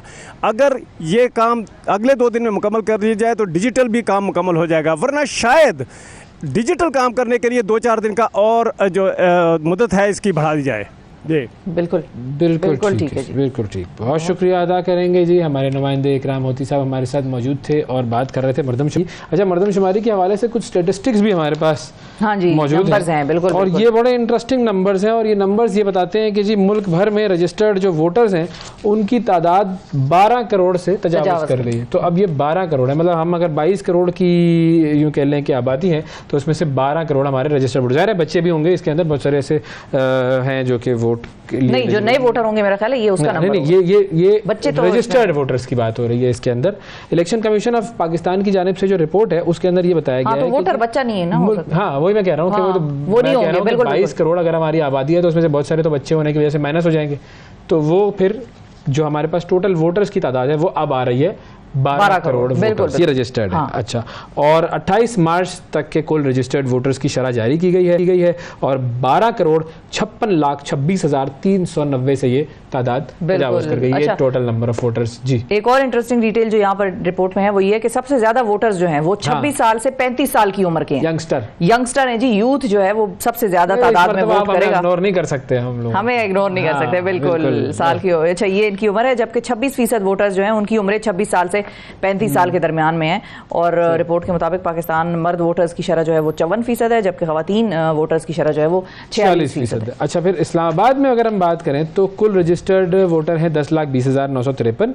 सबसे ज्यादा वोटर्स हैं सूबे पंजाब में 7,56,100 तौबा। अब ये देखें, ये जो बात होती है हमेशा ना कि पंजाब जो है वो एक इतना बड़ा सूबा है कि उसका इम्पैक्ट नेशनल इलेक्शंस पर पड़ रहा होता है और हम उसके सूबे को जो है वो सूबों में तकसीम नहीं कर पा रहे क्योंकि उसके गिर्द सारी पॉलिटिक्स है। वो जो मामला है उसको हमने सही करना है, ठीक है। उसके अलावा खैबर पख्तूनख्वा की जो टोटल वोटर्स रजिस्टर्ड वोटर्स की तादाद वो 2,14,15,490 है, जिसमें से 1,16,93,219 मर्द, जबकि 97,22,271 जो है वो। बलूचिस्तान में आपके पास सिर्फ 52,28,726 है। ये देखें कितना बड़ा एरिया लेकिन कितने कम वोटर्स मौजूद हैं। इस्लामाबाद में है जी तकरीबन 10,20,000। पंजाब में मैंने आपको बता दिया, खैबर पख्तूनख्वा में बता दिया। सिंध में तो आपको पता है कराची का मामला कितना चल रहा होता है कि वो तो मर्दमशुमारी ऐसी होती है जो अनवर मकसूद साहब कहते हैं ना कि सिर्फ मर्दों को गिना जाता है, यहाँ पर मर्दमशुमारी ऐसी होती है। सिंध में रजिस्टर्ड वोटर की तादाद है जी 2,63,96,953। तो ये स्टैटिस्टिक्स आए हैं। अब देखते हैं कि ये जो नंबर आता है मुकम्मल तौर पर जब ये हमारी मर्दमशुमारी ख़त्म हो जाएगी तो वो कितना होता है। और जितने भी वोटर हैं भाई वोट का हक इस्तेमाल आपने करना है जब भी इलेक्शन हो, जब भी हो, अगर हो जाए, हाँ जब भी हो, अगर हो जाए तो फिर वोट का हक इस्तेमाल करें, अगर ना हो तो फिर अल्लाह से दुआ करें कि वोट का हक जो है वो आपको अल्लाह से दुआ करें कि हम जमहूरियत की तरफ आए, बादशाह से निकलें, ये फिर दुआ करें आप। वक्फा लेते हैं, वक्फे के बाद दोबारा हाजिर होंगे। Stay with us. सुबह सवेरे पाकिस्तान, सुबह सवेरे पाकिस्तान, सुबह सवेरे पाकिस्तान।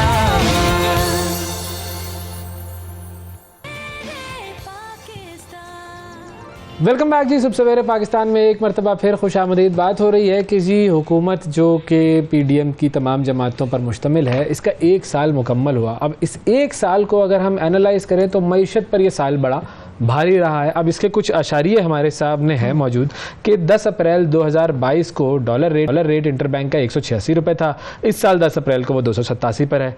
10 अप्रैल को पेट्रोल की कीमत 150 रुपये के करीब थी पिछले साल, इस साल जो है वो 272 के करीब है। फिर गुज़िश्ता बरस ज़र मुबादला के ज़खायर थे 11 अरब 44 करोड़ डॉलर, अब 4 अरब 22 करोड़ डॉलर रह गए। अफरात ज़र की शरह 13.5% थी, अब वो पहुँच चुके हैं जी 35.4% तक। अल्लाह ना करे 45 मेरे मुंह से गलत निकल गया, लेकिन वो भी कबूलियत की घड़ी है मेरे भाई, रमजान चल रहा है, खुदा का खौफ करें। अच्छा, एक्सपोर्ट या कोई भी फिगर्स देखें, हाँ, हमने एक बहुत ज्यादा चेंज, रैपिड तब्दीली आई। बिल्कुल। गाड़ियों की कीमतें जी, एक गाड़ी जो आमतौर पे 40-50 लाख की मिल रही थी वो कहाँ 70-80 तक चली गई, वो भी उसकी उस क्वालिटी के साथ के जो जिसके लिए आपको देने को दिल नहीं करता। तो माशी मामला एक तरफ, फिर इलेक्शन के मामला एक तरफ। अब ये पूरा एक तरीके से एक यूं कहिए कि इसको आसान अल्फाज में एक बगैर असलहे के ये एक जंगो जदल का सा माहौल बना हुआ है। और इसमें एक शख्स ऐसे हैं जो कि बड़ी अहम जिम्मेदारी निभा रहे हैं और वो आज हमारे साथ मौजूद हैं जी। और बिलाल अजहर कियानी साहब जो कि वज़ीर आज़म के कोऑर्डिनेटर हैं, coordinator to PM on energy and economy and energy, यानी कि और तवानाई के मामला पर प्राइम मिनिस्टर शहबाज शरीफ साहब के ये कोऑर्डिनेटर है। ये डेजिग्नेशन बड़ा लंबा है तो काम भी यकीनन ज्यादा होगा। इनसे बात करते हैं जी। अस्सलाम वालेकुम। वालेकुम सलाम जी। कैसे हैं सर? ठीक ठाक है जी, रमजान मुबारक हो आपको। जी आपको भी जी। सर ये जो इतना लंबा आपका डेजिग्नेशन है coordinator to PM on economy and energy, बाकी लंबा है, लंबा है। अच्छा खासा ये सेंटेंस है। आपने कहा प्रोग्राम शुरू होते हुए मुझे एक मशवरा आपको देना है सबसे पहले, और वो एक अच्छे जज्बा खैर सगाली के तहत कि जब आप कार्ड्स अपने छपवाएंगे तो उस पर प्रिंटिंग कॉस्ट काफी ज्यादा हो जाएगी। पूरा जुमला लिखवाएंगे, जुमले को छोटा कर लें सर, इकोनॉमी के हालात। बिल्कुल, इस पे गौर करते हैं। इस डेजिग्नेशन के तहत आपका बेसिक काम क्या है? जी बुनियादी तौर पे जैसे कि आप जानते हैं, वैसे तो फेडरल मिनिस्टर्स ऑफ स्टेट होते हैं। तो जब हुकूमत फॉर्म हुई थी, मैं पार्टी की PMLN की इकोनॉमिक टीम का हिस्सा रहा हूँ पिछले चंद सालों से। तो प्राइम मिनिस्टर साहब की ख्वाहिश थी कि मैं भी असिस्ट करूँ अपनी इकोनॉमिक टीम को। जब हम गवर्नमेंट में भी आ गए, कोलिशन गवर्नमेंट में, तो मैं बुनियादी तौर पर कोशिश यही रहती है कि वजारत ख़जाना में भी, वजारत पेट्रोलियम में, वजारत पावर में, फिर हमारी ECC की मीटिंग्स होती हैं जो इकोनॉमिक कोऑर्डिनेशन कमेटी है कैबिनेट की, उसमें। और उसके साथ साथ इस तरह कोशिश रहती है कि दीगर प्लेटफॉर्म्स पे जो पार्टी का इकोनॉमिक मैसेजिंग है, जो हमारे मुखालिफिन का, सियासी मुखालिफिन की हम समझते हैं कि गलत फैक्ट्स वो रखते हैं सामने उसको नेगेट करना, हकायक सामने रखना। तो यही कोशिश रहती है जी इस रोल में। अच्छा, अब ये जो आपका जो अगर हम पोर्टफोलियो की बात करें, चूंकि इकोनॉमी ओवरऑल भी है और उसमें फिर एनर्जी स्पेसिफिक भी आपसे जाहिर है मामला तय होते होंगे, आपसे मशवरे लिए जाते होंगे, तो सबसे ज्यादा मुश्किल डोमेन आपको क्या लगती है इस वक्त मुल्क की अगर हम हालात देखें, कौन सी है जिसको बेहतर बनाना जरूरी भी बहुत है और मुश्किल भी वो बड़ी है? जी देखिए, ये दोनों ही चीज़ें मिली हुई हैं जी साथ। आपकी फाइनेंस मिनिस्ट्री की जो डोमेन है और साथ साथ जो एनर्जी मिनिस्ट्रीज़ हैं जिसमें पावर और पेट्रोलियम में बायोफिकेट होती हैं। चूँकि हमारे मुल्क के जो फाइनेंशियल मसाइल हैं, कुछ तो वो हैं जो मोर इमीडिएट हैं, उसकी वजूहात पे अभी आपने डिफरेंट इकोनॉमिक इंडिकेटर्स दिए, उसके ऊपर हम बात करेंगे उसकी असल वजूहात क्या है। मगर कुछ ओवरऑल हमारे स्ट्रक्चरल मसाइल भी हैं मईशत के, जिसमें से एक हमारा जो पावर सेक्टर है, मिसाल के तौर पे बड़ा अहम हिस्सा है। इसमें हमारा एक सर्कुलर डेट का इशू है जो मिसाल के तौर पे 2018 में 1100 अरब पे था, 2022 में जब खान साहब छोड़ के गए 2400 अरब पे था। हमारे सर्कुलर डेट में इजाफा होता रहता है। हमारे कुछ पावर प्लांट्स बड़े इनएफिशिएंट भी हैं, पुराने प्लांट्स हैं, कुछ हमारे ट्रांसमिशन के मसाइल हैं। तो ओवरऑल हमारे कुछ पावर सेक्टर के स्ट्रक्चरल रिफॉर्म्स भी हैं जो रिक्वायर्ड हैं। तो ये सारी चीज़ें आपस में जुड़ी हुई हैं जी, और ये हर चीज़ को इन टैंडम ही हम आगे जाके शॉर्ट टर्म, मीडियम टर्म और लॉन्ग टर्म बेसिस पे रिजॉल्व करेंगे, तो ही हम एक सस्टेनेबल ग्रोथ होगी और जो हम जिन मसाइल से बार बार अक्सर मईशत गुजरती है उनको हम रिजॉल्व कर सकेंगे। अब जो नंबर्स मैंने दिए, ज़ाहिर वो नंबर्स तो सारे ऐसे हैं कि जो सही नंबर्स हैं, उन नंबर्स में कोई गलत चीज़ नहीं है। अब ज़ाहिर रीजंस उसके जो है वो उसके ऊपर बात कर सकते हैं, वो आपका नुक्ता नज़र अलग होगा, जो पिछली हुकूमत है वो उसका अलग नुक्ता नज़र होगा, बट नंबर्स ये कह रहे हैं कि हमारी सूरत हाल अच्छी नहीं है। और तो हमेशा ये बात भी सामने आ रही है कि जब हम डिफ़ॉल्ट हो चुके हैं, डिफ़ॉल्ट के करीब तरीन है, हम कर्जे मांगने जा रहे हैं लोगों से, कोई हमारी बात सुन नहीं रहा, IMF की डील फंसी हुई है, अब दोस्त ममालिक हमारे जो है वो राज़ी नहीं है हमें कुछ देने पर। तो ये जो मामलात है, अब इनकी एक वजह जो कि हुकूमत की तरफ से आती है वो तो ये कि इमरान खान ने सब बर्बाद कर दिया, वो तो है, ठीक है, चले मान लिया ना, उसके ऊपर तो हम दो राय नहीं रखते। और वो हर हुकूमत आती है वो यही कहती है कि पिछले वाले ने सब कर दिया। उसके अलावा क्या वजह है? देखिए बात मैं सिर्फ इतना हाईलाइट करना चाहूँगा कि मुवाजना ये मुनासिब नहीं है जो आपने किया है। बज़ाहिर नंबर इसी तरह नज़र आते हैं एंड आई अंडरस्टैंड कि सवाल क्यों पैदा होता है, मगर ये समझाना हमारा काम है, हमारी कोशिश रहती है कि अब आपने जो पिछले मार्च में जहाँ पे खान साहब हुकूमत छोड़ के गए, जहाँ पे आपके फॉरेन एक्सचेंज रिजर्व्स उस टाइम स्टेट बैंक के कोई 9-10 अरब के करीब थे, जहाँ पे आपका करंट अकाउंट डेफिसिट 17 अरब डॉलर्स पे था, जहाँ पे आपको पता था कि IMF का प्रोग्राम कंटिन्यू किए बगैर हम फ़ौरन एक ऐसी पोजीशन में आ सकते हैं कि 3-4 माह में हमारे डॉलर ख़त्म हो सकते हैं, जिसको हम डिफ़ॉल्ट कहते हैं। क्योंकि उस टाइम पे आपने एक्सटर्नल डेट की रिपेमेंट्स 3-4 अरब डॉलर की करनी थी और आपका करंट अकाउंट खसारा था वो महाना 1-1.5 अरब डॉलर का चल रहा था, जिसका मतलब ये था कि वो जो 10 अरब डॉलर रह गए थे वो गर्मियों तक खत्म होने थे। तो मुवाजना ये मुनासिब बनता है कि कहाँ हम पिछली गर्मियों में होने थे अगर हमने आके ये इकदाम ना उठाए हुए होते, आके इनका किया हुआ प्रोग्राम जो उनने खुद ही जिसके वादे तोड़े, जिसके बाद खुद उसको उसके बाद जब हमने उसको रिवाइव करने की कोशिश की, शौकत तरीन साहब ने उसको सबोटाज करने की कोशिश की, वो भी सारा डॉक्यूमेंटेड है, ऑडियो लीक्स हैं तैमूर झगड़ा साहब की, शौकत तरीन साहब की, फिर शौकत तरीन साहब और मोहसिन लगारी साहब की, जहाँ पे मोहसिन लगारी साहब उन्हें कह रहे हैं कि इससे रियासत को नुकसान तो नहीं पहुंचेगा। शौकत तरीन साहब कहते हैं प्रीटी मच के जी इमरान खान साहब का होना ज़रूरी है, बाकी रियासत वगैरह की खैर है। तो देखिए उन हालात के अंदर हमने आके प्रोग्राम रिवाइव किया, और यकीन करें अगर हमने उस टाइम पे IMF का प्रोग्राम ना रिवाइव किया होता, अगर हमने उस टाइम पे आके डिफ़ॉल्ट को ना अवर्ट किया होता, अगर पिछली गर्मियों के अंदर डॉलर की मकदार आज जो 4 अरब डॉलर आपने खुद कहा कि स्टेट बैंक रिजर्व्स हैं, बिल्कुल हम ये नहीं समझते कि ये मुनासिब लेवल है, इसको हमने बढ़ाना है, और ये अभी तक हमने सिफर से ही रोक के 4 अरब डॉलर पे रखा है। पिछला तकरीबन कोई 1 साल के अंदर हमने बीच में, क्योंकि देखिए बीच में रीपेमेंट्स भी आ रही है, हमने पिछले 10 माह में 11 अरब डॉलर रीपे भी किए इन सारी मुश्किलात के बावजूद। हमने बड़ी मुश्किल से करंट अकाउंट खसारे को कंट्रोल किया, उसमें इंपोर्ट्स को रोका है, मगर उसमें भी कोशिश की है कि जो एसेंशियल अशिया हैं, जिसमें दवाइयाँ हैं, जिसमें खाने की अशिया हैं, जिसमें वो अशिया हैं या वो चीज़ें हैं जो हमारी एक्सपोर्ट बेस्ड इंडस्ट्रीज़ को ज़रूरत है, उनको हम प्रायोरिटाइज करें, उनको इन हालात में भी ना रोकें ताकि हमारी एक्सपोर्ट्स मुतासर ना हो, क्योंकि मकसद डॉलर कमाना है। तो देखिए इन हालात में हमने मईशत संभाली है, और मैं आपको बताता हूँ कि अगर डिफ़ॉल्ट हो जाता तो आज जो हालात आप देख रहे हैं, ये मैं समझ सकता हूं कि लोगों के लिए क्यों ये बात समझना मुश्किल है, क्योंकि हालात वाकई मुश्किल है, महंगाई है, बिल्कुल यकीनन महंगाई है, मगर आप यकीन माने कि अगर हमने वो इकदाम ना उठाए हुए होते तो हालात और ख़राब होते हैं।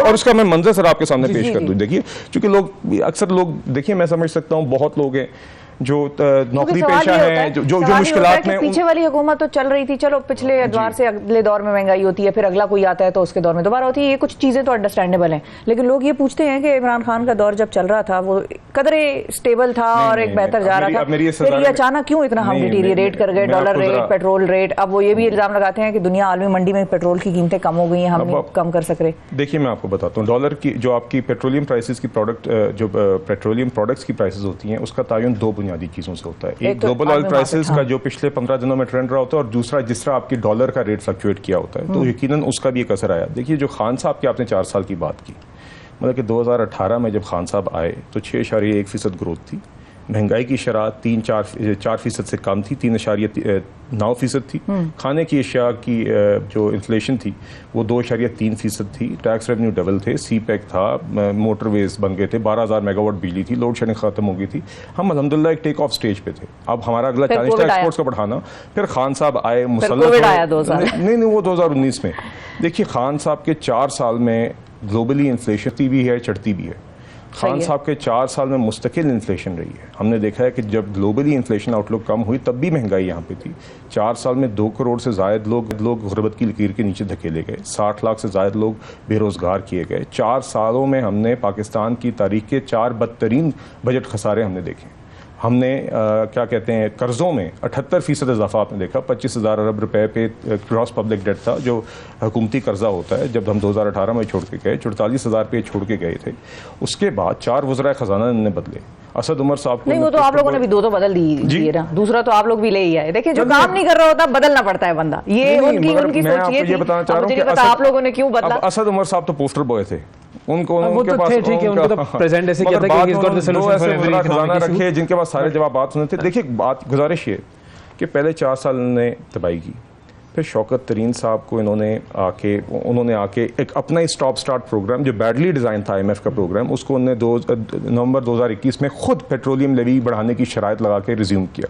मार्च में जब हुकूमत जाती नजर आई खुद वो वादे तोड़े। मगर उससे भी ज़्यादा जो दुख की बात है वो ये है कि जब मौजूदा हुकूमत ने आके प्रोग्राम रिवाइव किया तो उन लोगों ने बाकायदा कोशिश की कि वो IMF का प्रोग्राम रिवाइव ना हो सके।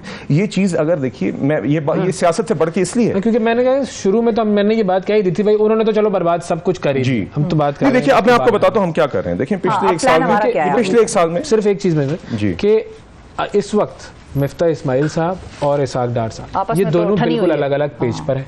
ये बात आप भी जानते हैं। मिफ्ता इस्माइल साहब की जो स्ट्रैटेजी थी वो इसहाक डार साहब की स्ट्रैटेजी नहीं। इसहाक डार साहब जब आए थे तो वो कहते थे कि I don't care about IMF, ये उनका गालिबन जुमला था। और उसके बाद फिर हम उसी IMF से ही अपने मुल्क की केयर करवाने पे लगे हुए हैं। तो वो जो एक एटीट्यूड और जो पॉलिसी का शिफ्ट है वो इन दोनों में भी नजर आया और बहुत विजिबल डिफरेंस है। देखिए यकीनन डार साहब और मिफ्ता इस्माइल साहब की कुछ चीज़ों के ऊपर जो अंडरस्टैंडिंग है या कुछ चीज़ों के ऊपर जो उनका पॉइंट ऑफ व्यू है कि किस तरह होना चाहिए फ़र्क है मेरे ख्याल से। और इसमें कोई इतनी कोई अजीब बात इसलिए नहीं है क्योंकि मुख्तलिफ लोगों की मुख्तलिफ आरा होती हैं और ये प्राइम मिनिस्टर का प्रोगेटिव होता है कि कौन ठहरे। मगर मैं आपको ये ज़रूर बताना चाहूँगा कि ख्वाह वो मिफ्ता इस्माइल साहब थे जब वो फाइनेंस मिनिस्टर थे, ख्वाह वो डार साहब थे। देखिए पिछले 1 साल के अंदर हमने मुस्तकिल IMF को भी इंगेज किया है, डिफ़ॉल्ट भी अवर्ट किया और 3 प्रायोरिटीज़ हमने मुस्तकिल बैलेंस की हैं और आज तक कर रहे हैं। एक ये कि डिफ़ॉल्ट अवर्ट करना, $1 की मिकदार बढ़ाना। दूसरी बात ये कि जो हमारे कमज़ोर तबकात हैं उनको जिस हद तक है इस में भी प्रोटेक्ट करें। मैं आपको उसकी रीसेंट मिसाल देता हूँ कि अभी हमने करंट जो IMF का रिव्यू चल रहा है 9th रिव्यू, उसको मुकम्मल करने के लिए कुछ इकदाम पिछले माह में लिए जिसमें एक सप्लीमेंट्री फाइनेंस बिल आया, गैस और बिजली के टैरिफ्स की रिविजन्स आई। मुश्किल फैसले पिछले साल भी लेने पड़े हैं, अभी भी लेने पड़ रहे हैं जो हम आइडियली नहीं लेना चाहते। मगर इन हालात में भी बेनज़ीर इनकम सपोर्ट प्रोग्राम की जो रकम थी वो 360 अरब से बढ़ा के 400 अरब की।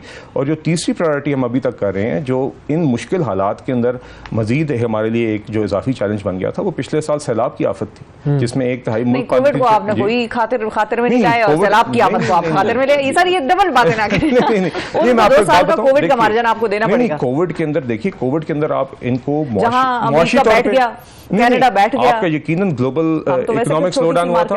मगर कोविड के दिनों में इनकी PTI की हुकूमत को एक रिलीफ भी मिला था। भला किस तरह उस टाइम पे IMF की जो शराइत थी वो इन्हें सस्पेंड हो गई थी और बल्कि कोविड की मद में मजीद आपको रिलीफ मिल गया था, आपको मजीद डॉलर की इनफ्लो मिल गई थी। वो शराइत पूरी किए बगैर सैलाब में जब हम गए थे कौन सी वो कॉन्फ्रेंस थी, बड़े बड़े वादे हुए थे जी वो प्लेजेस हुए हैं। मगर वो तो देखिए मगर वो तो बड़े कोविड स्पेसिफिक है ना जी। मैं आपसे कह रहा हूँ वो तो बड़े उससे हमारा IMF का प्रोग्राम अब ये इसकी वजह से नहीं पूरी आर्मी इस लिहाज से ये हमने ज़रूर एक IMF के साथ डिस्कशन की कि जो हमने आपसे रिवाइव करते हुए प्रोग्राम पिछली गर्मियों में कुछ शराइत तय की थी उसको अब हम थोड़ा सा रिव्यू ज़रूर करना पड़ेगा क्योंकि हमें थोड़ी सी और फिजिकल स्पेस की ज़रूरत है क्योंकि immediate relief, rehabilitation, reconstruction efforts जो फ्लड्स के लिए रिक्वायर्ड हैं वो भी हमने करनी है। तो ये हम चैलेंजेस लेके चलते आए हैं।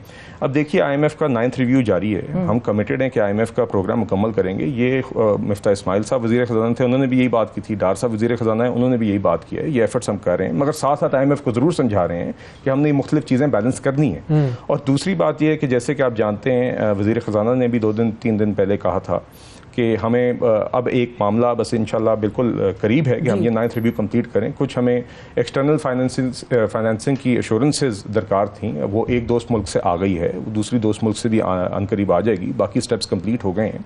तो देखिए इसी तरह इंशाल्लाह आप आगे देखेंगे कि ज़र मुबादला के ज़खायर जब बेहतर होंगे, हम चाहते हैं कि कम अज़ कम वो हमारे 2 से 3 महीने का इंपोर्ट कवर इस कंफर्टेबल लेवल होता है, ये बेर मिनिमम है, जिसका मतलब है आमतौर पर हमारा रन रेट पहले रहा है 5-6 अरब डॉलर का महाना इंपोर्ट्स का, आजकल कम है क्योंकि हमने जान के थोड़ा कर्व किया हुआ है, ज़रूरत है हमारी, हम अफोर्ड नहीं कर सकते।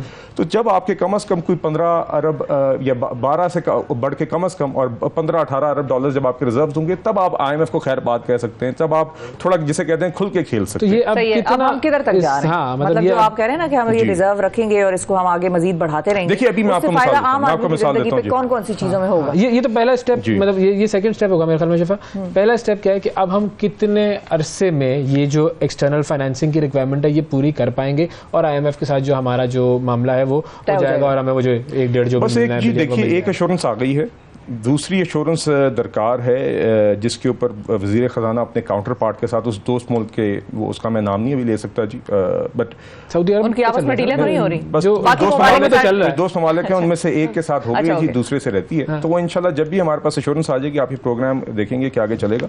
देखिए दूसरी बात, जो IMF के साथ हम प्रोग्राम कर रहे हैं ना, इसके अंदर हम जैसे हम शराइत कहते हैं, साथ साथ ये भी देखिए कि इन चीज़ों में हमारी अपनी मुआशी बेहतरी भी है। जब हम तजारती खसारा कम करते हैं, जब हम बजट खसारा कम करते हैं, अब मैं आपको मिसाल देता हूँ कि इस 1 साल के अंदर हमने करंट अकाउंट डेफिसिट पहले 8 माह में माली साल के 68% कम किए। अगर आप उसका मवाजना करें पहले 8 माह के फिस्कल ईयर 2022 के साथ जो PTI का आखिरी साल था, इसी तरह जो तजारती खसारा है उसमें 36% कमी आई है। जो फिस्कल खसारा है वो 2.8% ऑफ GDP था पहले 8 माह में, 2022 के पहले 8 माह में 3.4% था। इसी तरह जो आपका प्राइमरी सरप्लस है वो अब 0.9% है, जो पहले प्राइमरी डेफिसिट था 0.6%। ये सब वो चीज़ें जिसमें आपने IMF के साथ इन्होंने टारगेट्स तय किए। और देखिए जब आप ये खसारे बढ़ते हैं, बजट खसारा बढ़ने का मतलब क्या है आम आवाम के लिए?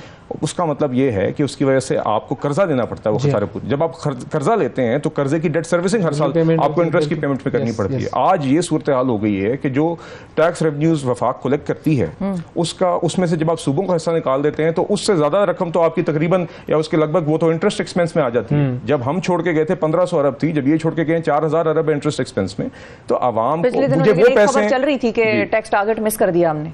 जी नहीं, देखिए टैक्स में यकीनन मुश्किलात हैं, हम अभी भी कोशिश कर रहे हैं, हम साथ साथ इतना टैक्स लगाने के खुदा का नहीं, देखिए इतना टैक्स लगाने के बावजूद भी टैक्स टारगेट मिस कर दिया। मैं आपको मिसाल देता हूँ, ये सारी चीज़ें इंटरलिंक्ड होती हैं। जब आपको इंपोर्ट्स रोकनी पड़ती हैं तो बहुत सारी चीज़ें इंपोर्ट्स में, कस्टम्स में भी आपकी टैक्स रेवेन्यूज आती है। तो देखिए हर चीज़ का, इकॉनमी की हर चीज़ एक दूसरे के साथ कनेक्टेड है। मगर मैं आपको ये बताना चाहूँगा जो लार्जर पिक्चर है कि इंशाल्लाह ये ज़र मुबादला के ज़खायर जब हम इम्प्रूव कर लेंगे, स्टेबिलिटी आ जाएगी, फिर हम बेहतर पोजीशन में होंगे कि आवाम को रिलीफ दें, इन्फ्लेशन को मज़ीद महंगाई को कंट्रोल करें और आगे जो GDP ग्रोथ, जो रोज़गार मईशत में वापस लानी है, उसको एक सस्टेनेबल तरीके से लाएं। इस तरीके से नहीं कि जिसमें रेकलेस तरीके से, गैर जिम्मेदाराना तरीके से आप आवाम में, आप इकॉनमी में पैसे पंप करने शुरू कर दें जिसकी वजह से कंजम्पशन तो बढ़े, मगर जब आपकी इंपोर्ट्स बढ़ें तो आपकी एक्सपोर्ट्स उसके मुताबिक से ना बढ़ें और आप फिर से करंट अकाउंट डेफिसिट में हो, आप फिर से फॉरेन एक्सचेंज क्राइसिस में। थोड़ा सा नंबर्स में ले लेते हैं, प्रोजेक्शन अगर आप देखें, ग्रोथ प्रोजेक्शन आप कितनी देख रहे हैं? दोस्त ममालिक से कितना आएगा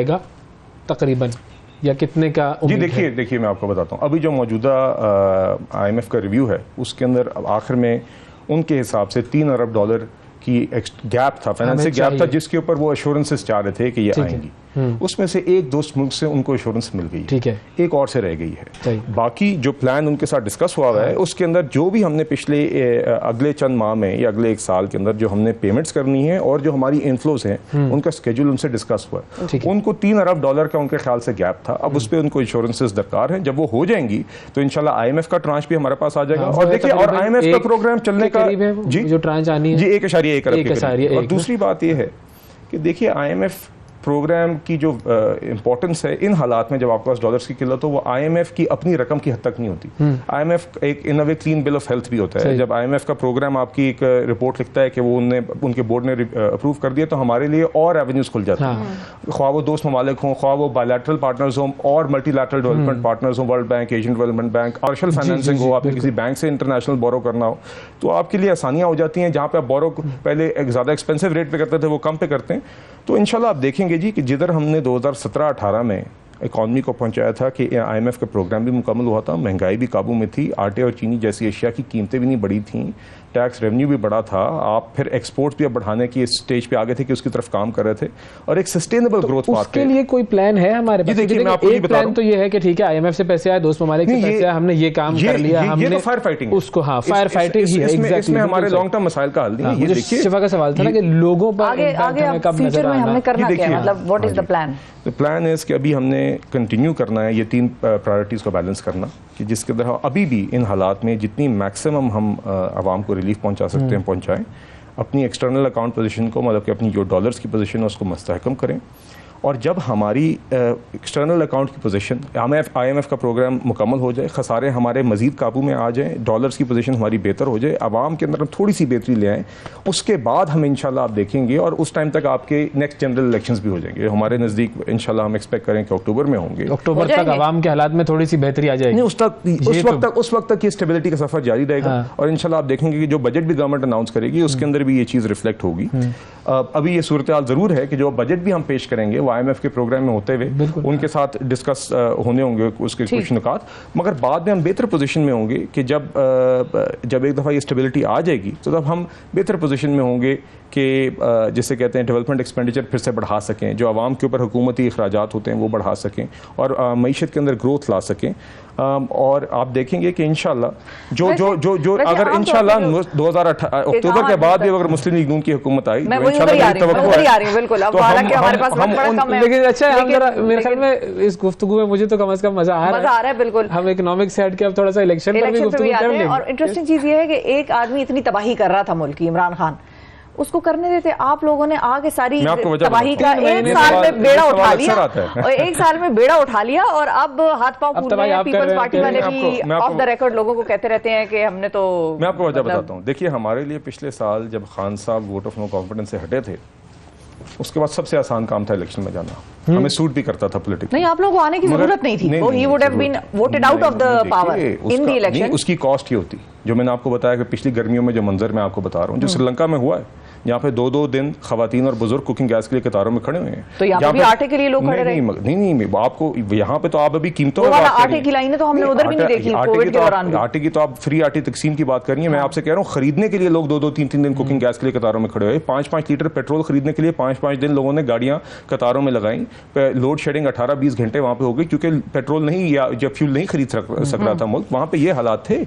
अगर हम उस टाइम पे इलेक्शंस में चले जाते या खान साहब को कंटिन्यू करने देते, तो वही हालात होते जो मैं आपको बता रहा हूँ, क्योंकि वो IMF के प्रोग्राम के सामने writing was on the wall, आपके सामने था। आपके 9-10 अरब डॉलर के रिजर्व रह गए थे, IMF का प्रोग्राम स्टॉल हो गया था, डॉलर के इनफ्लो कहीं से नहीं आने थे, खजारा आपका करंट अकाउंट डेफिसिट 1.5 अरब का चल रहा था, 3-4 अरब की आपकी पेमेंट्स करनी थी, आपके डॉलर खत्म हो जाते। सर, अब ये देखिए, ये एक वर्जन है ना कि ये करना था और ये हो जाता, और एक वर्जन ये है कि किस तरीके से वोट ऑफ नो कॉन्फिडेंस हुआ है और क्या हुआ है और पीछे क्या मुहर्रकात थे, वो हम कुछ कहेंगे तो फिर तरीके से हुआ है। फिर उसके बाद खान साहब ने साइफर की जैसे झूठ की बुनियाद पे उन्होंने असेंबली तोड़ने की कोशिश, क्या क्या किरदार अदा किया, कौन से पीछे फोर्सेस थी, कौन से इदारे होते हैं, वो सारी कहानियां जो है वो अब हम क्या मॉर्निंग शो में बैठ के डिस्कस करें, वो रात के शो में ज्यादा डिस्कस आपके साथ 8 बजे के टॉक शो में। लेकिन इंटरेस्टिंग चीज जो कि आपसे इकोनॉमिक भी समझने की है वो ये है कि लोग अक्सर कहते हैं, और इकोनॉमिस्ट भी ये बात करते हैं, आप में भी ज़ाहिर थोड़ी बहुत पढ़ी है तो ये अंडरस्टैंडिंग है कि political instability brings economic instability.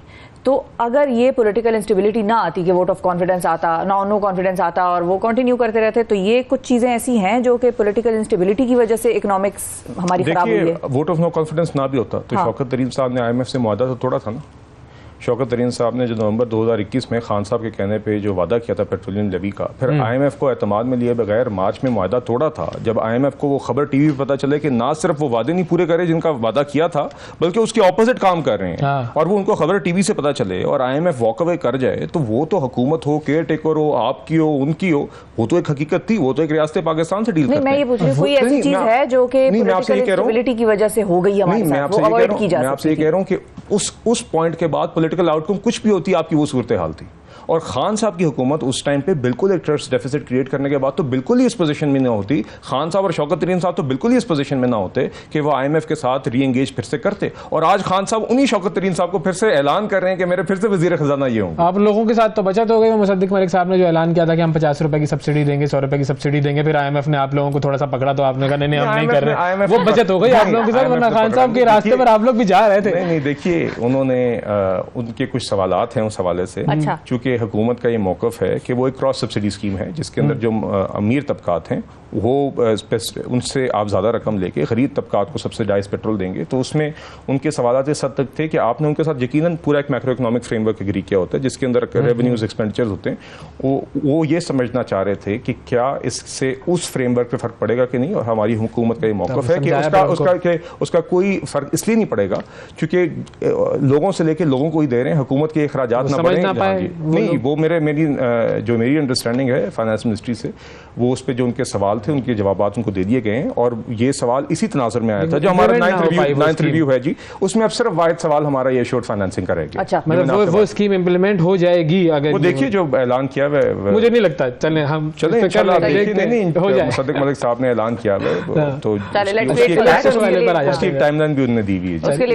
Finally आखिरी सवाल, इलेक्शन वाला मामला जो है कि अब आप लोगों ने कल तो बिठा दिया फाइज ईसा साहब को भी असेंबली में, मुझे ये समझ में नहीं आया कि उनको स्पेसिफिकली इनवाइट करके देखिए दो बात चुनने की क्या जरूरत थी, वैसे तो जस्टिस साहबान तो बहुत सारे हैं, मेरी जो लेकिन अब इलेक्शन की अंडरस्टैंडिंग के वो अब आपने दो बातें कर दी, तो मैं मख्सूस आखिरी 2 मिनट है बस हमारे पास। नंबर 1, कल का जो इवेंट था वो पार्लियामेंट का इजलास नहीं था, वो कन्वेंशन थी और स्पीकर ने बुलाया हुआ था, और मेरी अंडरस्टैंडिंग ये है कि वहाँ पे क्रॉस सेक्शन ऑफ सोसाइटी था, वहाँ पे जजेस, सारे जजेस को मेरी अंडरस्टैंडिंग में बुलाया भी गया था, वहाँ पे वाइस चांसलर्स मौजूद थे, लॉयर्स थे, मीडिया पीपल थे, they were all on the floor. सारे बुलाए थे, आए एक ही, वो मेरी अंडरस्टैंडिंग यही है। हाँ जी, बेहतर होता मेरे क्योंकि वो कुर्सियां खाली नजर नहीं आई वज़ीरदारी साहब के पास, आइन को सेलिब्रेट करने के लिए एक दिन था, उसके लिए मेरे ख्याल से अप्रोप्रिएट फोरम पार्लियामान ही थी, पार्लियामान बालादस्त है, बेहतर होता अगर और जजेस मौजूद होते, यकीनन बेहतर होता, मैं समझता हूँ, बल्कि बहुत अच्छा मैसेज जाता अगर वो आए, नहीं आए तो मुझे इस चीज का दुख है। अच्छा, साहब को वैसे ये क्लैरिफिकेशन भी हल्की सी दे देनी चाहिए थी कि हमारे जजेस को बुलाया गया था और मैं यहाँ पर आया हूँ, इस किस्म की चीज आ जानी चाहिए थी। साहब ने फिर एक तकरीर भी जो उन्होंने की, उसमें कुछ चीजें उन्होंने वाजे कर दी, और स्पीकर ने भी बाद में कहा कि ये पार्लियामेंट का इजलास नहीं है, सुबह एक नेशनल असेंबली का सेशन है, फिर जॉइंट सेशन है, उसके बीच में हमने ये कन्वेंशन एक रखा है, इस टाइम पे this is not a floor of the assembly या जॉइंट सेशन एट ऑल, तो ये चीजें वाजे हो गई थी जी, मगर बेहतर होता अगर और जजेस होते, एक बेहतर मैसेज जाता। दूसरी बात इलेक्शंस की जी, देखिए आपने जो वो बिल की बात की, उसकी बुनियादी और क्रक्स ये है कि अब हम अभी भी समझते हैं कि वो फैसला 4-3 का था, 3-2 का नहीं था, और ये कि सुप्रीम कोर्ट ने पहले 4-3 से वो पिटीशन डिसमिस कर दी थी, और इसी हवाले से पार्लियामान ने भी 2-3 दिन पहले एक रेजोल्यूशन पास की कि हम ये समझते हैं कि 4-3 का फैसला था। इसीलिए जब ये मामला इलेक्शन के फाइनेंसेस का आया तो हुकूमत ने बेहतर समझा कि ये मामला वापस पार्लियामान में लेके जाया जाए, इसलिए ये बिल्कुल अब ये हो क्या रहा है पार्लियामान में, मतलब वो जो बिल पेश हुआ है, क्या गवर्नमेंट कैबिनेट वगैरह ये इस चीज पर अप्रूव, मतलब राजी है कि अगर पार्लियामान कह देता है कि भाई फंड्स वगैरह जी, जैसे मैंने आपको कहा, पार्लियामान के पास वापस गए, चूंकि हम पार्लियामान ही बालादस्त है, जो फैसला करे आपको जी पार्लियामेंट के पास इसलिए वापस गए हैं ताकि पार्लियामान ने ही 4-3 की रेजोल्यूशन पास की है, पार्लियामान ही बेहतर इस पे फैसला करके करेगी, और इसी तरह इंशाल्लाह आगे चलेंगे। बाकी इलेक्शंस जब भी होंगे मुस्लिम लीग नून डट के लड़ेगी भी और इंशाल्लाह जीतेगी भी इंशाल्लाह। बहुत शुक्रिया बिलाल साहब, वाकई बड़ा अच्छा लगा, मजा आया आपसे गुफ्तगू करने को, शेर हासिल गुफ्तगू हुई, थोड़ा लंबा सेगमेंट हुआ लेकिन आई थिंक इंटरेस्टिंग था ये, it was due because economics के हालात सब लोग समझना चाहते हैं कि हो क्या रहा है और आगे क्या होगा। बिल्कुल, बहुत शुक्रिया सर, आपने वक्त निकाला। आज के प्रोग्राम से नाज़रीन इतना ही, अपना बहुत ख्याल रखिए, हमें और पाकिस्तान को दुआओं में याद रखिए। अल्लाह हाफ़िज़। सुबह सवेरे पाकिस्तान, सुबह सवेरे